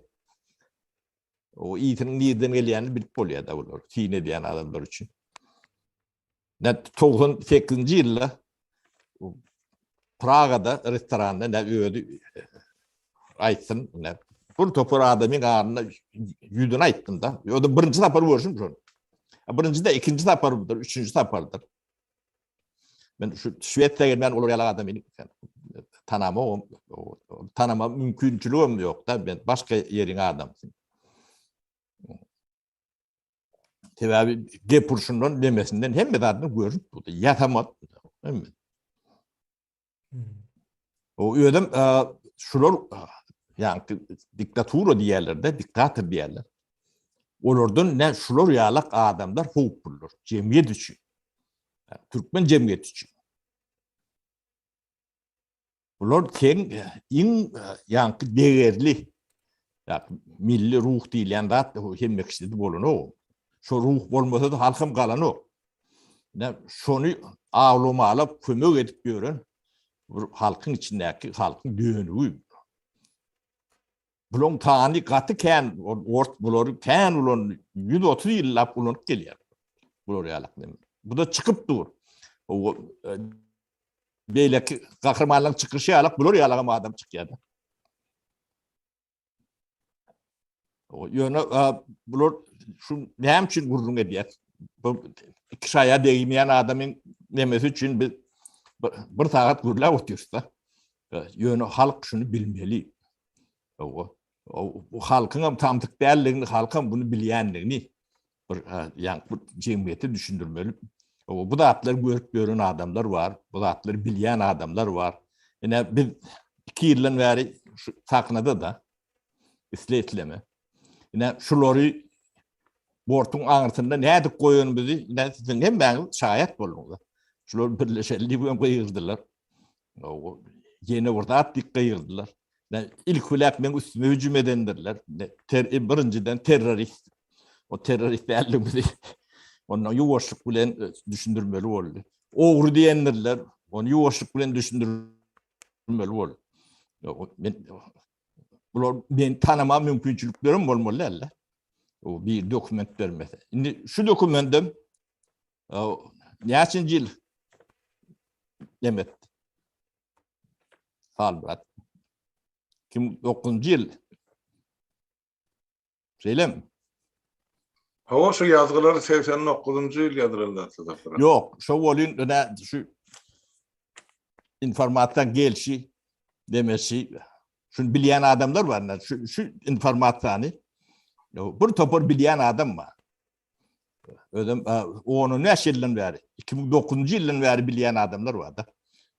Gerek orada olan vaatlarını tanap verir, sonra gerek gelirler, olan öğüdür çıkıp etmeli. Neymiş şu informasyonu bilip aydın okulur. Onun TV'ye var da.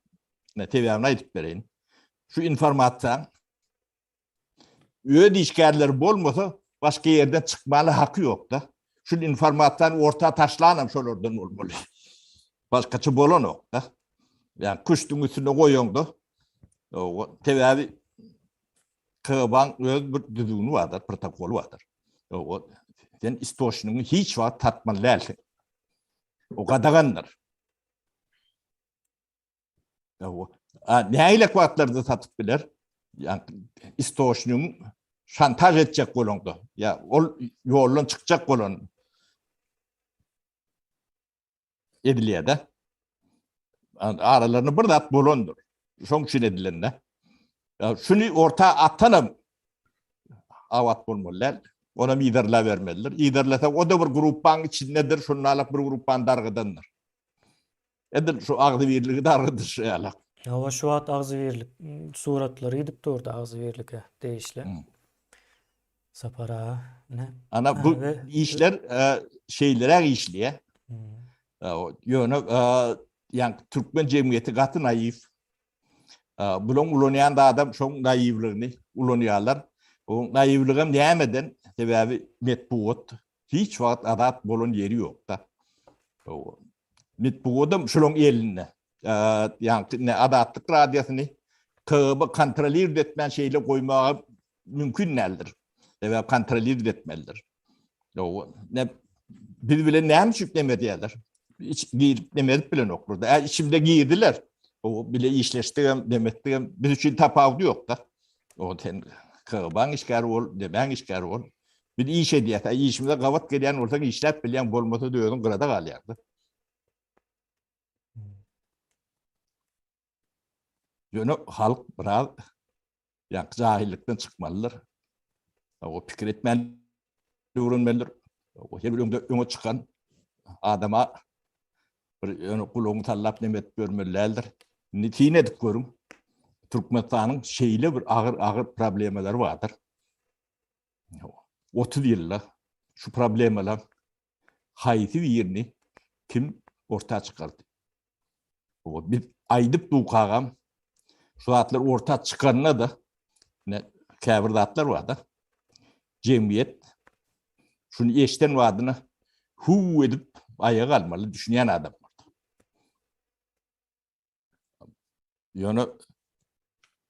Yani beylik taraftan birileri şuraya alak nemeni yani nemetmelidir. Balansir etmelidir. Koşatmalıdır. Dargıtmalıdır. Ne 19 May 2000 yıllar yadınıza düşürün.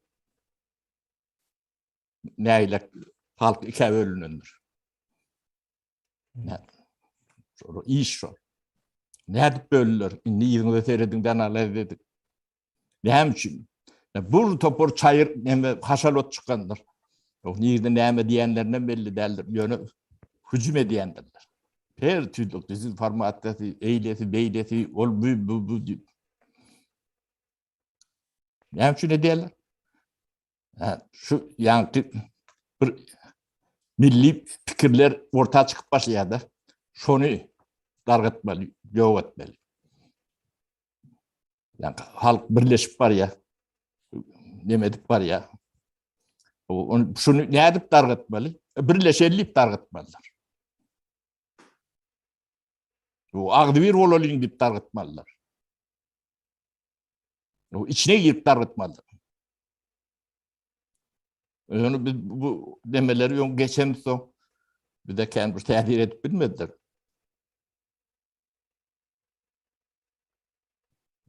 Bu işlere de yani siz vermelisiniz. Ve bir dost diyen yerinde düşmanım vardır.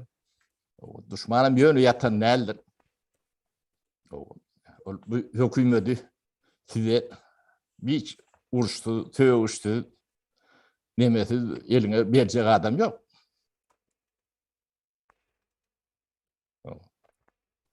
Giden bir sistem bu. Böyle oturuyorsun. Ödeme bu kökü siz Türkmenistan'dan duruyor diyen. Yok. Kökü ortadan geliyenler. Yani denen yazgısı haysille yazılan. Türkmençe verdiler. Fors bilen yazılan. Orta ne yazdılar? O kime yazıyorlar? Biz onu tercüme edip ver sonra. O iyi şey tercüme etmiyorsun. O inni ne tinedin şu ne aylak olacağını. Ne şu eliyle gol yazması. Bu autobiyografi var. Ne poçurklarını dengeştirip görsünler. Evet dediler. Şimdi bunu biz agent yani deyip biz dakadat etmeliler. Öyle. Şu poçurk menki değil. Şu autobiyografi de menki değil. Deyip şunu tuvud etmeli. Olmasa da atılıp ölmeli. Yani atılıp ölmedi. Ve bu adamlar yüzleri padoştanım demedi. Yani saylav geçirip gördüm. O talav geçirip onu düşünün. Ne için geçirip Yani Türkmenistan'da Saylav olmayanlığını çağa da bileyim kendini. Saylav bulayım. Öyle adamsız da yeni saylav derler. Adamsız. olşol bir kanun ya bolup bilmeyecek saylav bolup bilýär diýip görkezmek üçin. O bir gezek az boldy, oturmadı. İkinci gezegim üstüne işläli. O ikinci gezek şu saylaw boldy. Bolup bilýän eken diýilen düşünjesi mesela ine. Onun yeni de bir zat vardır. İleti diktatura sözünü kendi işlensiniz. Yani çünkü şunu gördüm, şular olun yandır. Yani çavuşlar. Min kendi olun yan şulardı. Yani Türkmenistan'da diktatura değil. Mafyoz bir kuruluş. O diktatura değilsen sen o devletliğini kabul ediyen. Mafya. Terör bile nemedi. Blokları nemesi Türkmenistan'dan kaynaklanı yok. Eğileri başka. Nemen yani kartelin bir şubeti alak da padar edileniyesi. Yani orsun gubernesi alak. Sen diktatör değilsen, diktatör değilsen devletliğini kabul ediyen. Konstitüsyon bozuptur diyecek bir şey diyen. Bu konstitüsyon sadece işlemeli hakkı yok. Mümkün hem değil. Konstitüsyonun kuruluşan demetem yok. Duruşunu terör. Hakiki. Yetir alıp demedi yerlerde. Onun propagandayı da diyendir. Yetir almak demetini. Korkuduğunu, korkuştuğunu. Hem bizim kaçacağını. Korkun diyerlerde. Halka, bu da bir propaganda mı? Bu metatlarıdır. Halka korku sindirmeyen demesidir. Ben o tayda doğunma, karnaşma, o şunu koralin diyen olur başlamalı. O terörün bir görünüşü. Mafya işlerine nedir işler? Şey diye. Yetir alıyorlar. O pulunu getirden oğlum canını çıkar diye. Olmasa da ölüyüz diyorlar. Ya tezini çıkarmadan ne? Yani ben kıydımı 5 yıl öyle tutuğunu takladılar. Ben ekranı çıkan günüm ya radyo böyle ineme. Şu tak adam var yattı. Giden. Yetir bile neme diyorlar da. Galojunu alıp.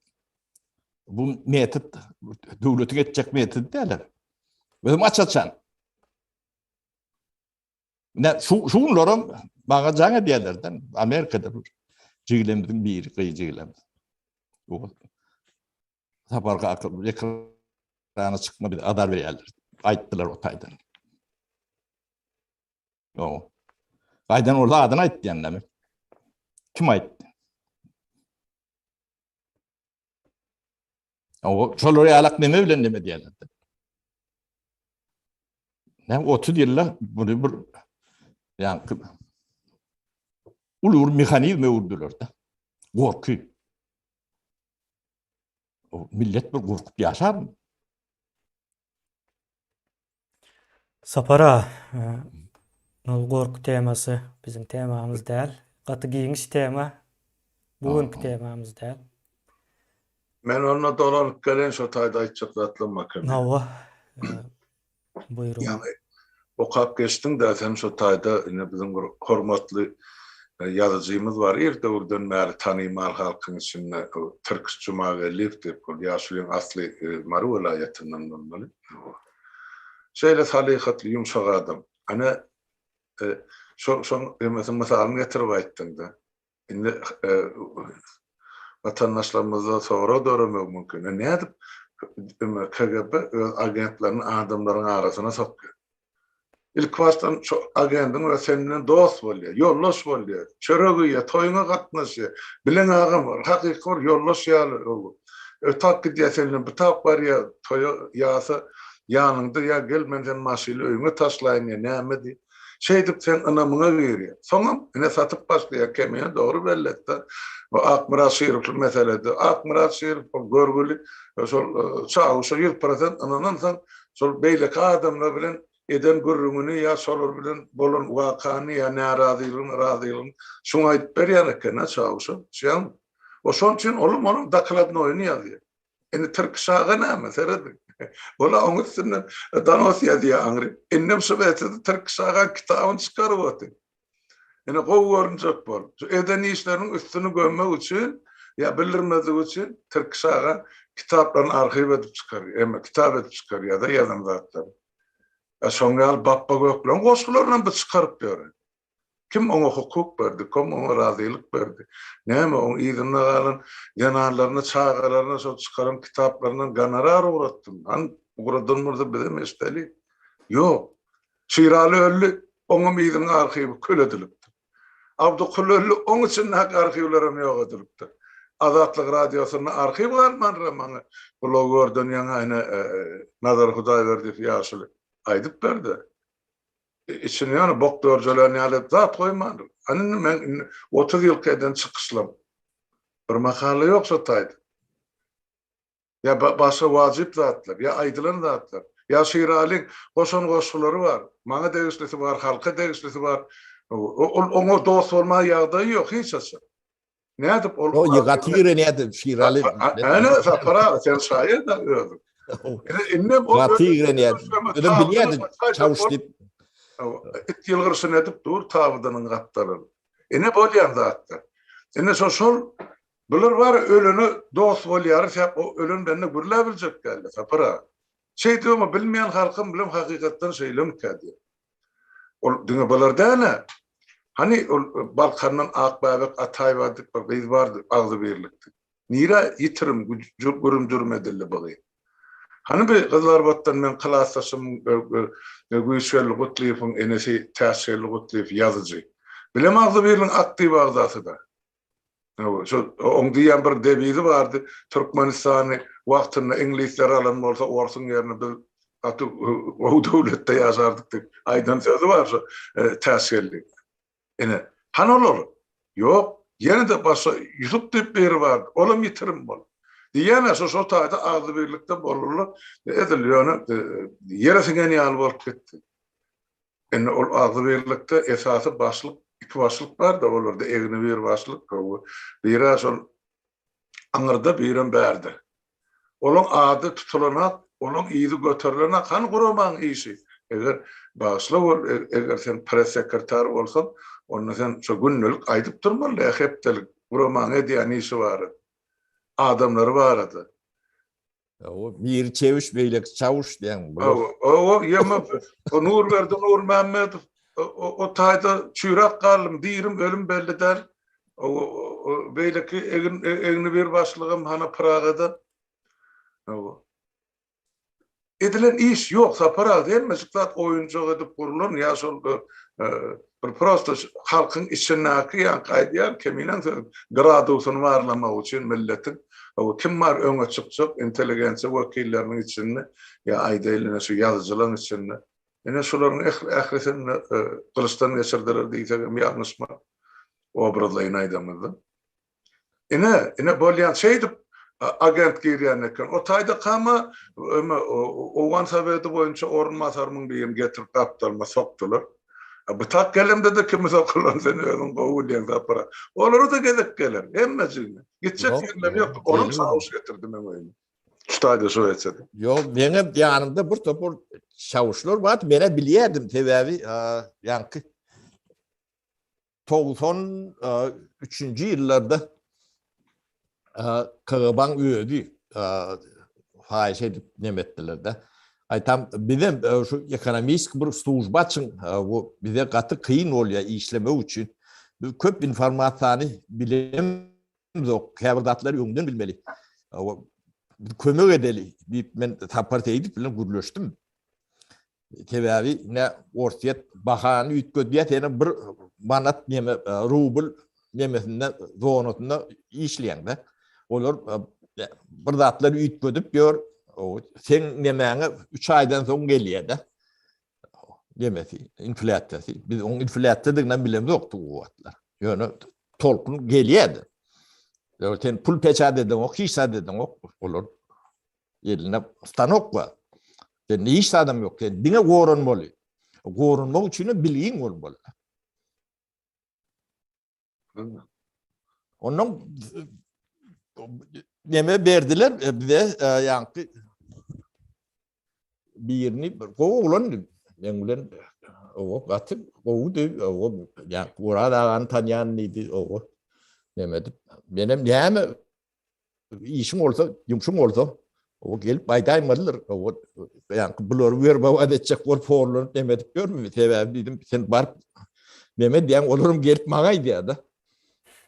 O bir utanıp demedip görme. Gel bize yatıklat yoktur dedim. Ödüm devlet düşün. Benim devlet düşün işleyet.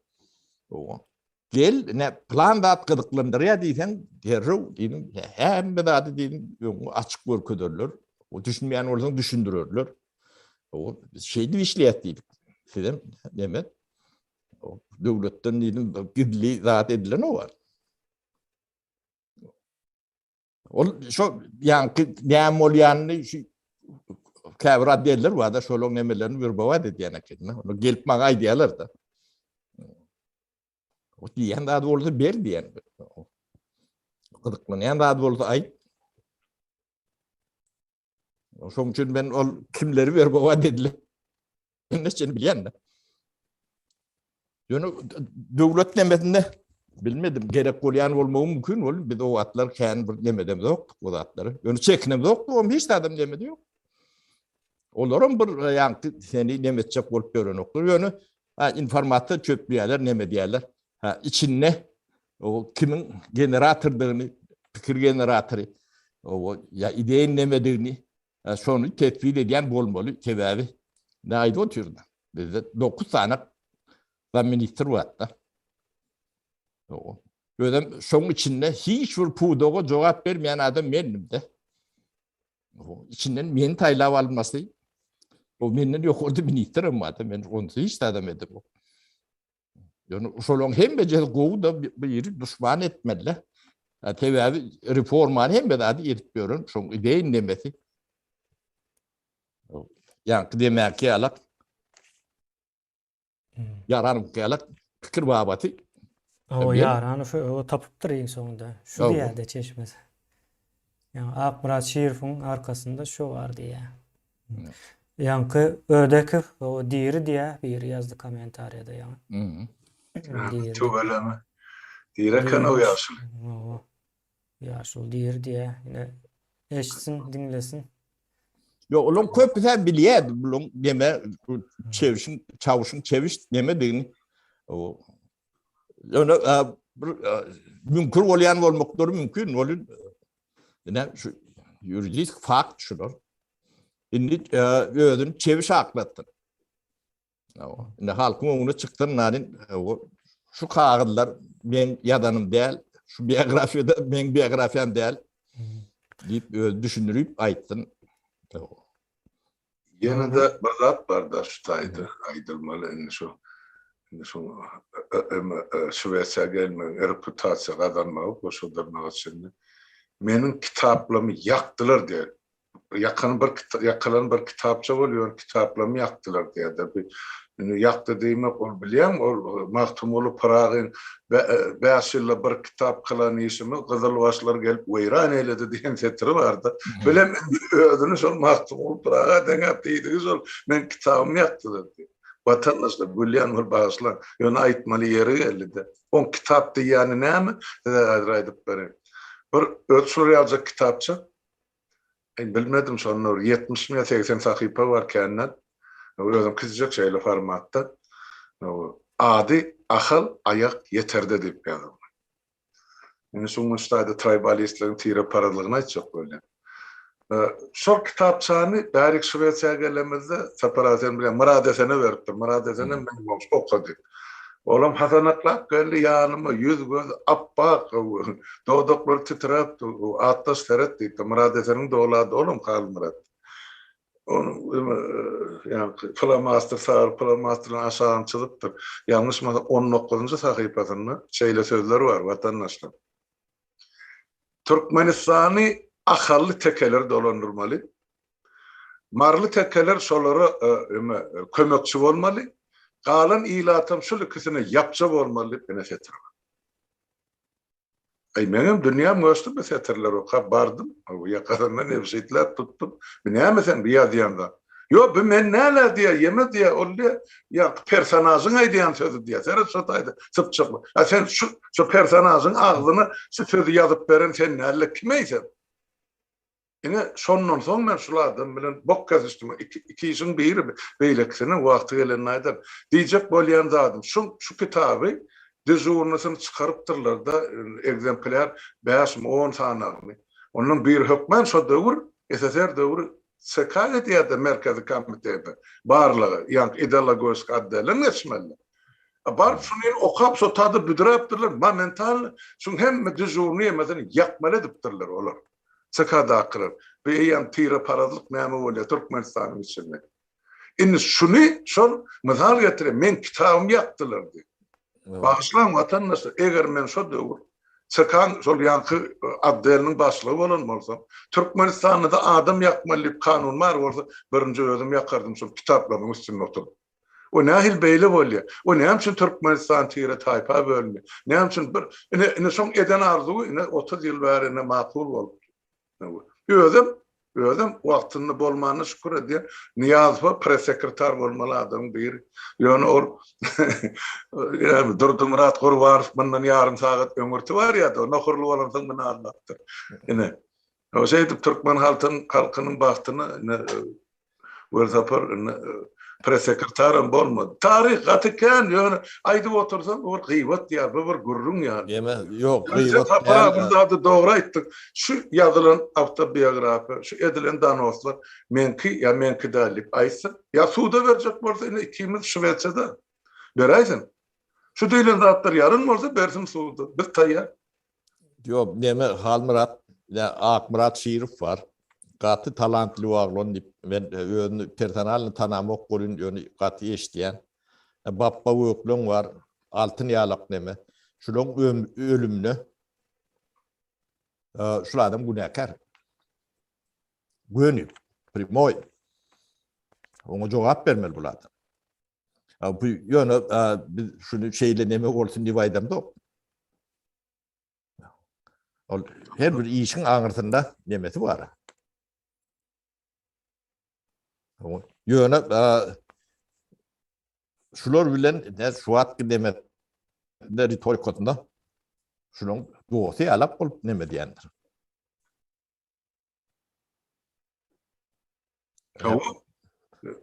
Çıkaran malya Ýoknasyzlyklarynyň hiç bir nemesi ýok da. Ödüm bir Türkmenin nemesi değerler. Bu Orsun yani Sovet nemesinden gelen yani şarikların genetik kodları Ankara'dan geliyor tabii. Şu an Putin'in hareketlerini seyretsen yedil şu nemesini görürsünüz.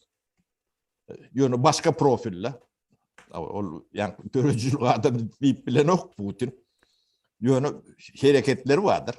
Yani nemeleri. Benleştir.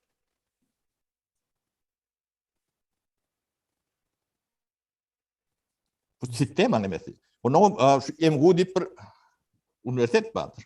MGU adamlar yemek şeyini alın okular. Yani ne için şu tayik yani en prestijli neme. Şu tayik varsan sen devletin adam isteymek şunu kuturup bilsen. Devlet özü için yetiştiriyor. Bir diplomat edip yetiştiriyor, bir jurnalist yani nemesi. Hem becet özü için yetiştiriyor. Personalini. Sen şu demeye girsen, demeden şundan çıkıp bilsen, 100% olmasa 80-90% devletin adamsın. Şu devleti karşılıyor. Şimdi bir Türkmen oğlun üniversitede okuyup görün, böyle Mar'dan, Vekil Vadar'dan misal için. Yani şahı 5 olup MGU periyodu diyorlar. Mümkün mü? Bir vaat etmesen mümkün değildir. Ya on sonra Leylin Kamsamoğlu'nun bayrağı verirler onu. Kime verirler o bayrak? Sapara. Oğlum bari. Yani deme öndürü yetiştiriyorlar. Şehit bahane yetiştiriyorlar. Yani diktaturu diyen. Yani şu rejimin saklanmasının o demeler, ayakları şudur. Navaş olur. O karşısına uğraşıp görür, yani karşısına uğraşan nedir? Yok, ol neme karşısına görüşüp biler, o ayrı değil mesela Kurban Ulu'yla. Yani rejimin karşısına görüşen okullar. Yok. Şu rejim arada bir de adam aydan okulur. No. İki yıl demedik buraya. Ne aile problemler var da. Tam üstünü yapanlarlar. O büyüklü problemin birini ortaya çıkaran nelerler? Yeke birini. Evet. Için hukuk.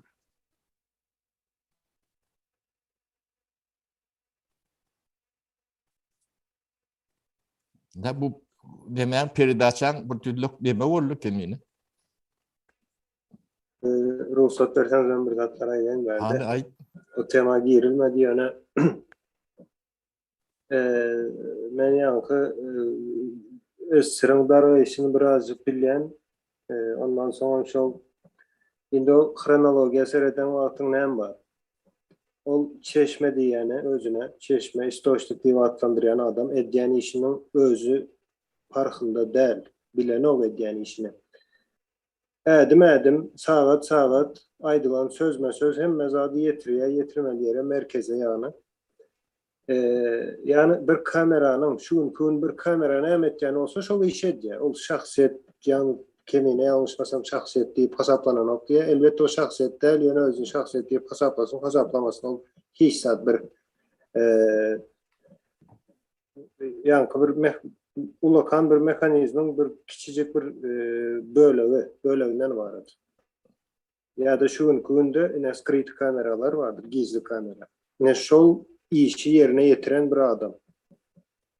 O ne için ediliyor? Türkmenistan'ın içinde havar yok. Yine Türkmenistan'ın içindeki ya da Özbekistan nedir şu andır.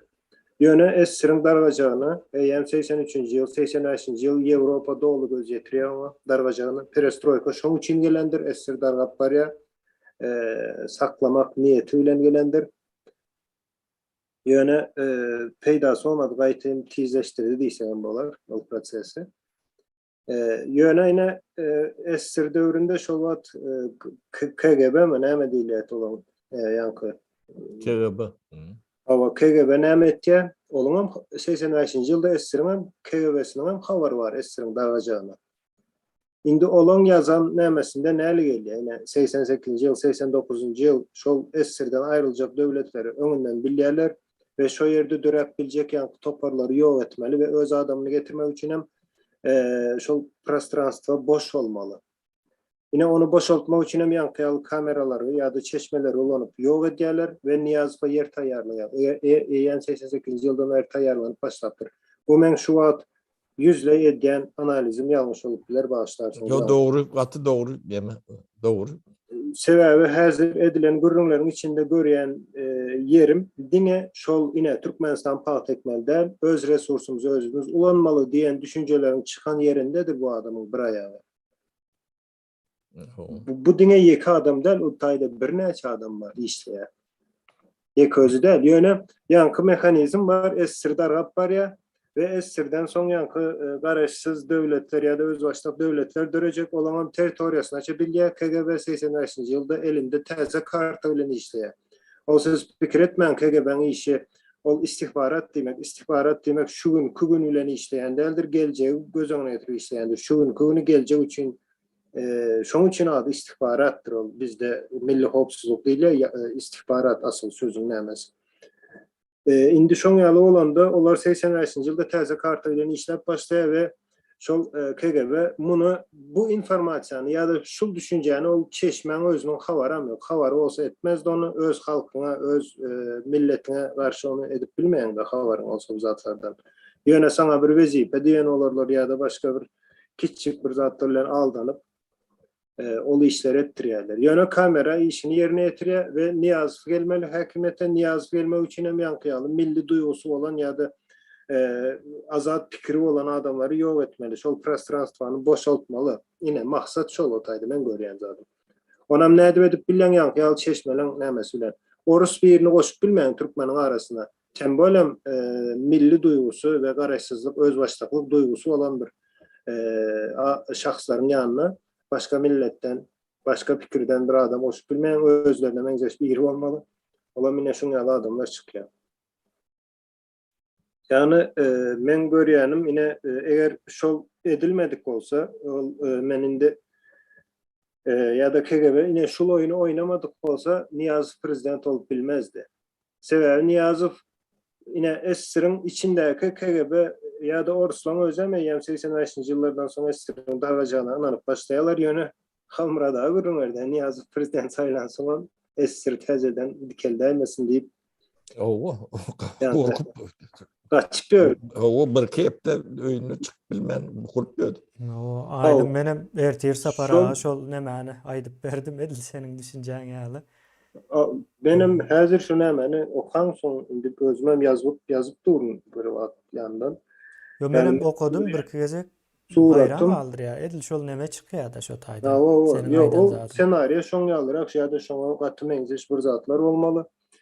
Niyazowyň häkimete gelmeginde ýankyýaly şahsiýetleň bar ýerinde hatda ady geçenler bardyr. Olar ýok edilen adamlar hemmesem ýa-da daşyna gaçmak mejbur galan adamlar. Ine şoň ýaly adamlaryň bolan ýerinde Niyazov ýalyk biri esir dargan soňam entek dikeläýmesin diýen dünýäde ýaşaýan bir adamyň prezident bolma mümkinçiligi ýok. Ine şoň üçin boşaltýarlar o prostranstwa. Şoň üçin akyly ýok etmeli. Hatta ine ýönepe bir zat aýdaýyn. Eger şolar bolan bolsa ýanky agzybirlik hereketiniň ol üýtgeçdirilen agzybirlik hereketi değil. Hakykine öz döreden adamlary bilen we şo ideýany orta atan adamlaryň yol başçılığında agzybirlik hereketi bolan olsa Türkmenistanyň içinde Niyazov ýalyk biri prezident olup bilmeýär. Bolan ýagdaýda Niyazowdan birinji sorajak soraw ine kommunizm ýykyldy.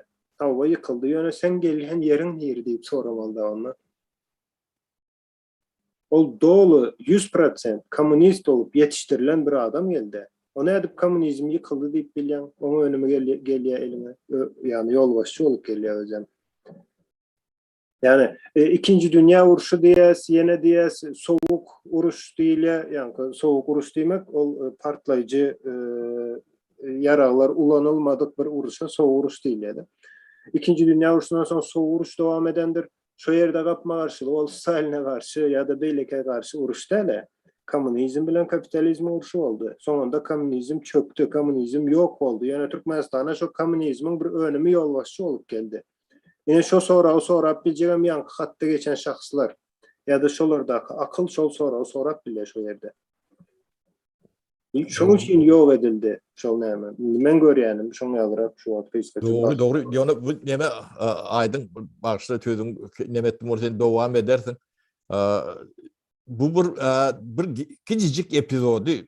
Ol başka pudoklarda ya başka nemelerde toplum yani uyuşmokluğun içinde de şu yani çavuşlarken o bizim içimizde de bolmaly. Ne yani bular Türkmenistan partekmeler o öz mali özüne yeterlik deyip bular dil bilen aýdyp ber. Biz o zatları 80 yıllar beri edip görün adam. Özüm karaklarını batı ediyordu. Onun yankı içinde çavuşlar olsa yetiren olmalı. Şu pahta diýen üstünde dolraýyn tapara. Evet. Bir ine şol hakykatdan şol KGB'nin oynan oyunu da yan aydyp geçdi de şol KGB bolmaly ya boljak zatları bilip öňünden kaçıp hareket edýän guramada 5 ýyl 10 ýyl öňünden görüp şol taýda ýanky illüziýan döre diýeli görüşmek gerek paktan garşysyna dip. Kara der döküp işläp öğrenäsiz. O 2 setir pakta vardı, çağ ölümü vardı, men Moskwada gazetde peçat ettim dep. Ine muňa öz gahrymany döşünüp öğrenen öl tapar. Ana iýdi näme? Ne ýazdyň sen bir makalan. İýdi näme? Halas etdiň şol çağır ýa şu eneleri. Da şol suwsuz otyrdy, ana şabadyň suw durşuny ýanky. Duz. Nämedirli? Hiçta. Şu bir makale zakazna şol yazılı, olum on yemesinde durmalı aktivini. Neme şular ýalyş etdi. Her bir makalası halka minnet. Ondan aydın aýdýardy bu nähil beýle boldy. Bir jümle bilen getiren şu niýasyň nädip prezident bolup bilýän dünkü kommunist bu ýene-de döwletiň garaşly döwletiň prezidenti bolup bilýär. Girdiler ýanky kompartiýanyň ýygynagy boldy. İçine girdiler hemmesi. Bütün yol başlar halkın tepesine oturan. Sapara gaytmışlar, galıst boynu galıst topunda. 2 saattan sonra kompartiyan yatırıp hemmesi dem partiyan ağzası olup çıktılar zotaydı.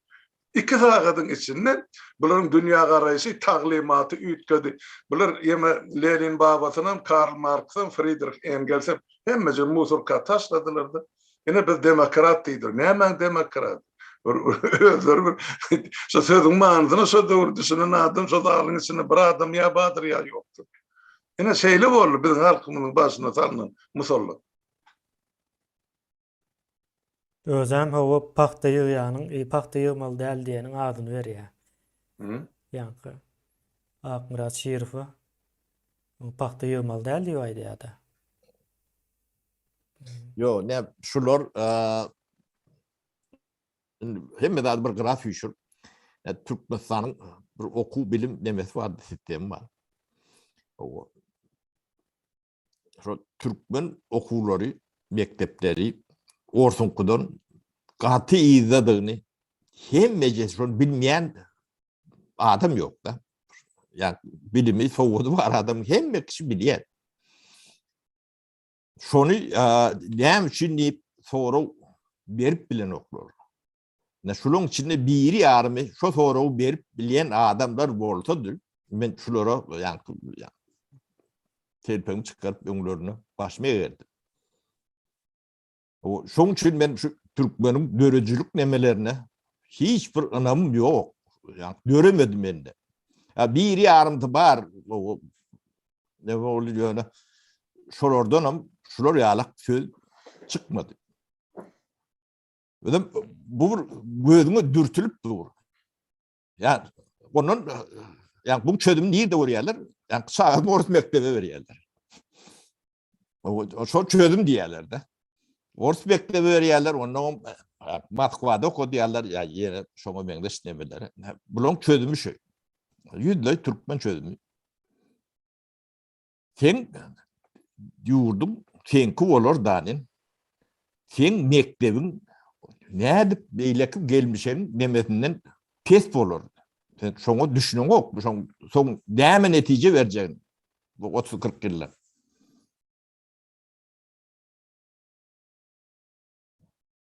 Ne şulon birinin ağzından şular ýalak pikir teklip yani neme çıkken. Öňem çıkan okdu, şu adam çıkan ok. Yeni 100 yıllanıp çıkmıyor.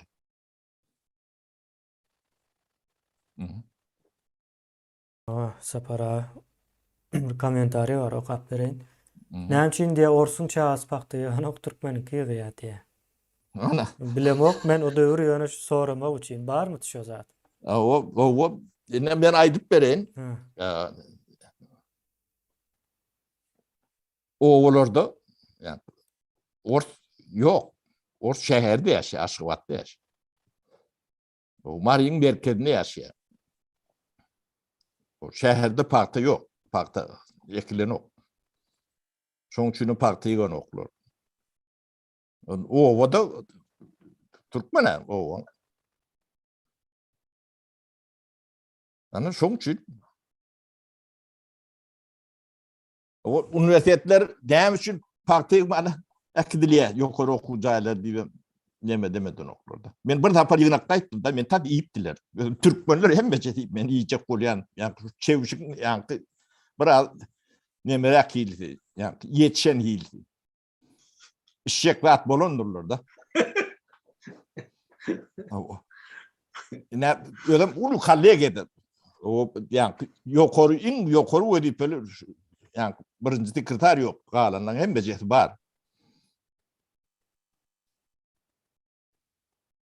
Sizin ähli ýygyjaňyz 1,5%den geçen ok diýende. Ähli şu studentler nemeler şu ýer bilen neme ýygnanan neme. O sizin 1,5%diňiz ben şunu bejerip bereň, şunu iýermek diýen. Kağıdın yüzünde edip berelim. Onun diyani peydahatından kâne.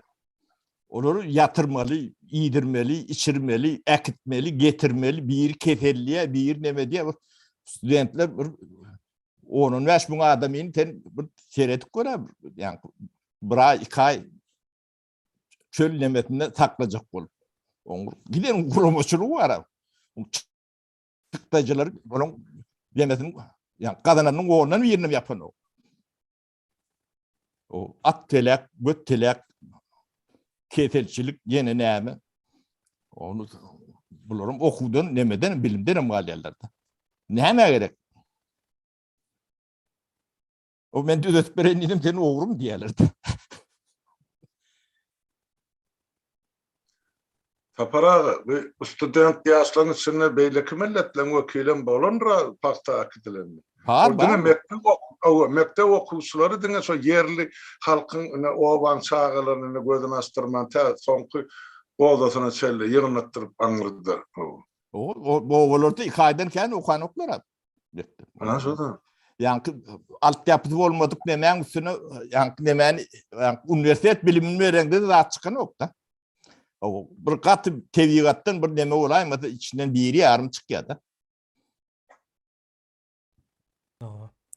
Ödüm hemme zat bizim gözümüň öňünde bolup göründi hatta. O biz ana plany ýa-da galýatda.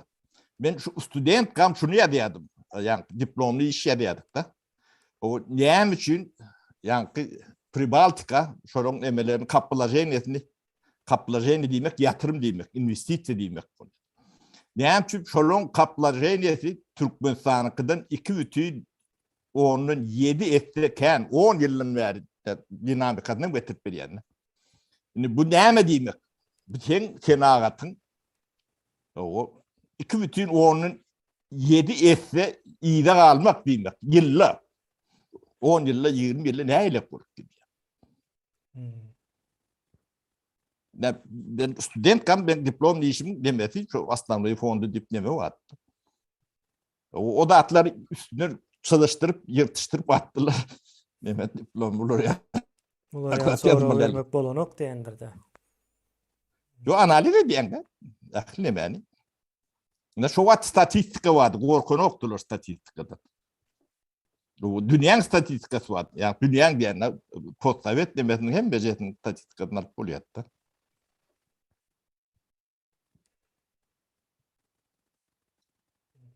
O da atları ne görüp başlatan olur ýem ten bir kurçogal ýalarda neme?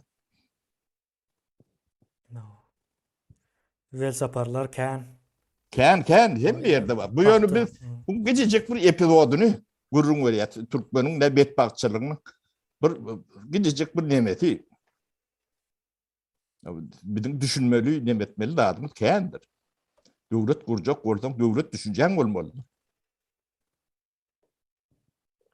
Devlet çörek vermeli düşünüyor da köp kişi.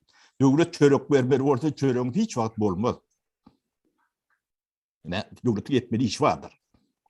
Devlet düşüncesi değilen rahat, büyük küçük başka dağıttır. Onu ben size kıskacık demede düşündürüp vereyim. O vartanın dağlarına mağdan vardır. Katı kendir. O varlığı ödülür bilyen değildir. Bilmek için altyapı gerektir, bilgi gerektir. O demir var. O granitin bir yüzünde neftin var, bir kağıdın var.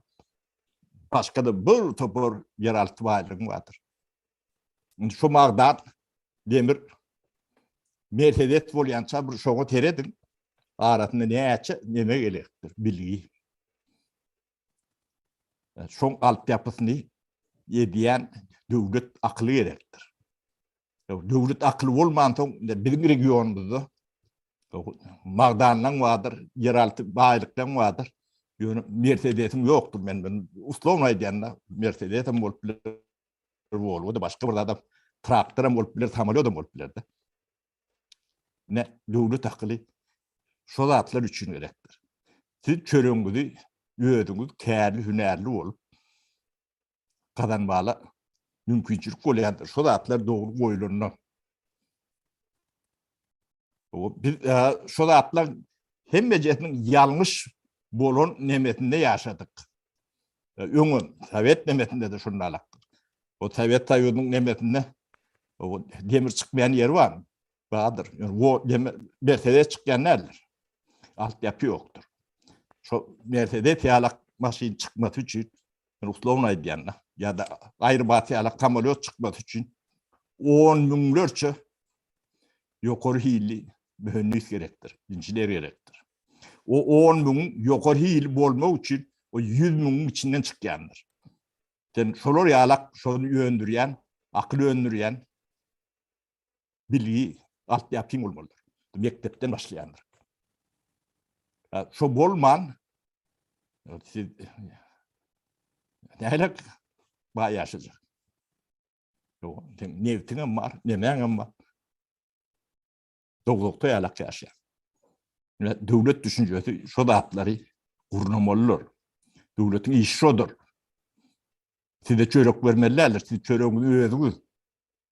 Artığı bilen kadar bilmeye mümkünçülük görülüyor. Size kâr, hüner, bilgi vaktini alıp bilir yalak şert öğretmelidir. Devletin işi olur. Size çörek vermek değildir. Size çörek verecek olsun, aç olursunuz. Yani şu düşünce bizi ağaç ediyen daha çok postsovet demeyen için devlet bırak vermelidir. Devlet etmeli iş vardır.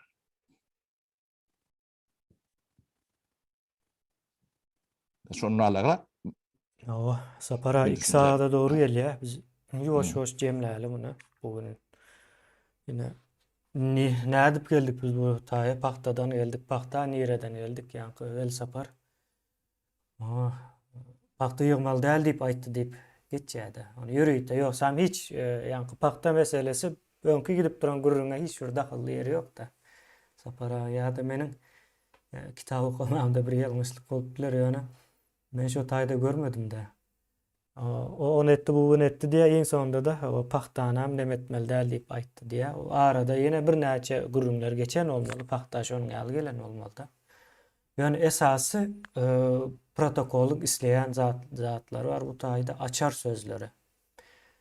O Türkmenistan o öz baştak bir fikre iyi olmalı değil. İçinden o yankıyalı bir topar hareket öğretip bilecek adamlar çıkmalı değil. Yankı hareket sözü. Ondan sonra yankı pakta o karşı çıkmak.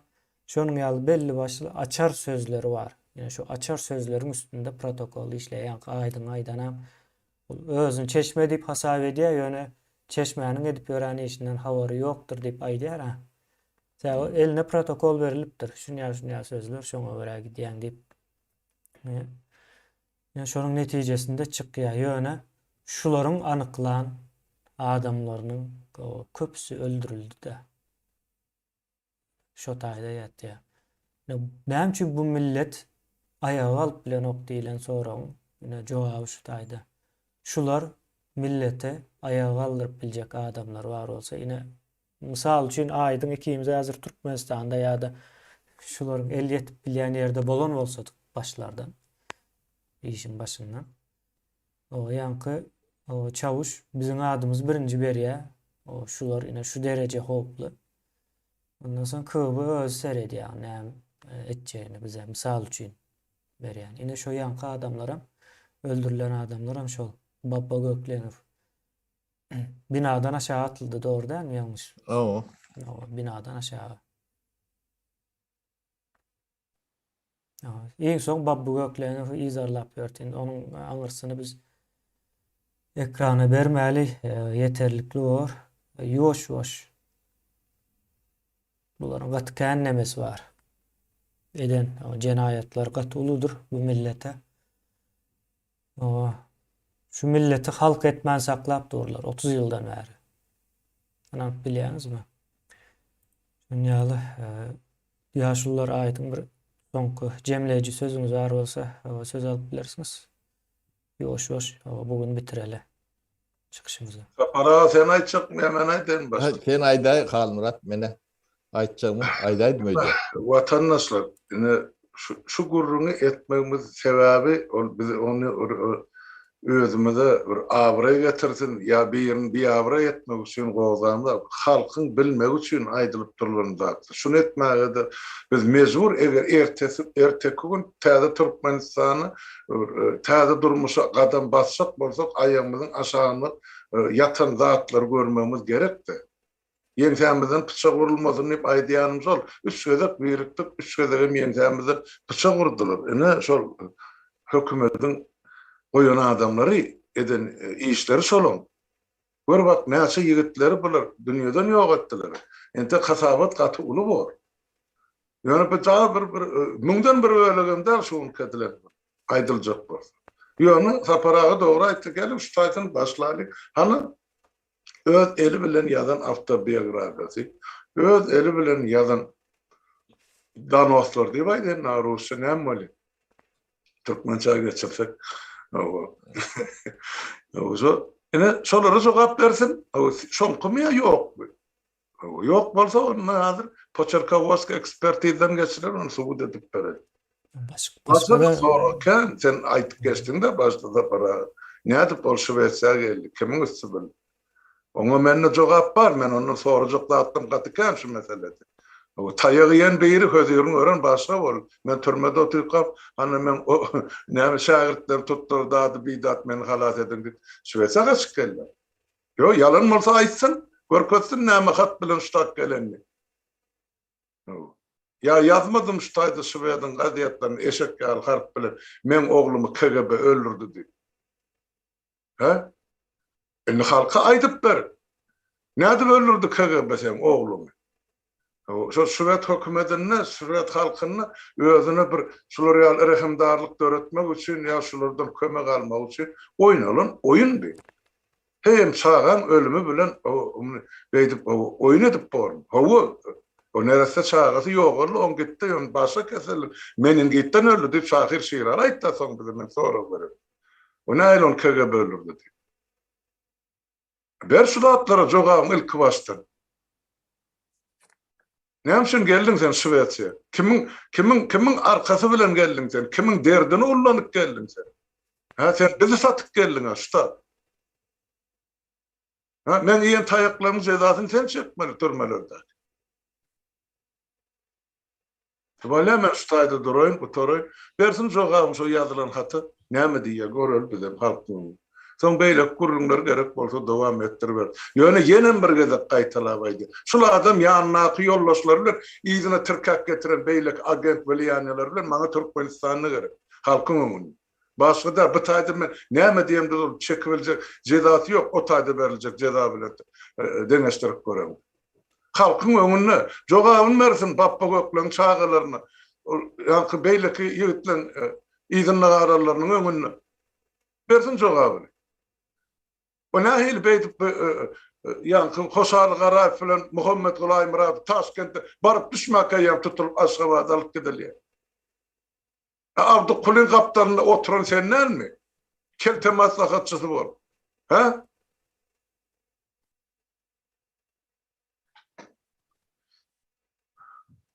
Böyle. Men goýun stasa para doga mesen aýdyp berýär.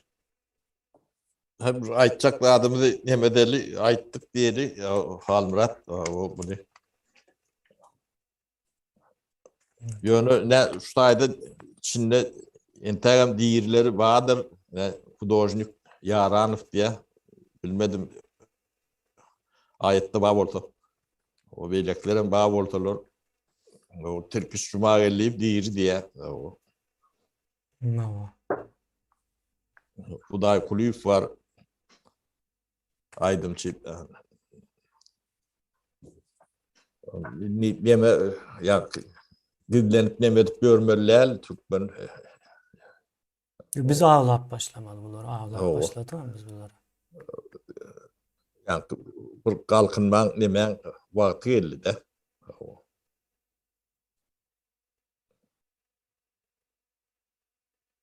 Bunu yani gündeme çıkarmasan betele çözüleyen nerelerini indi düşünmemiz gerek de.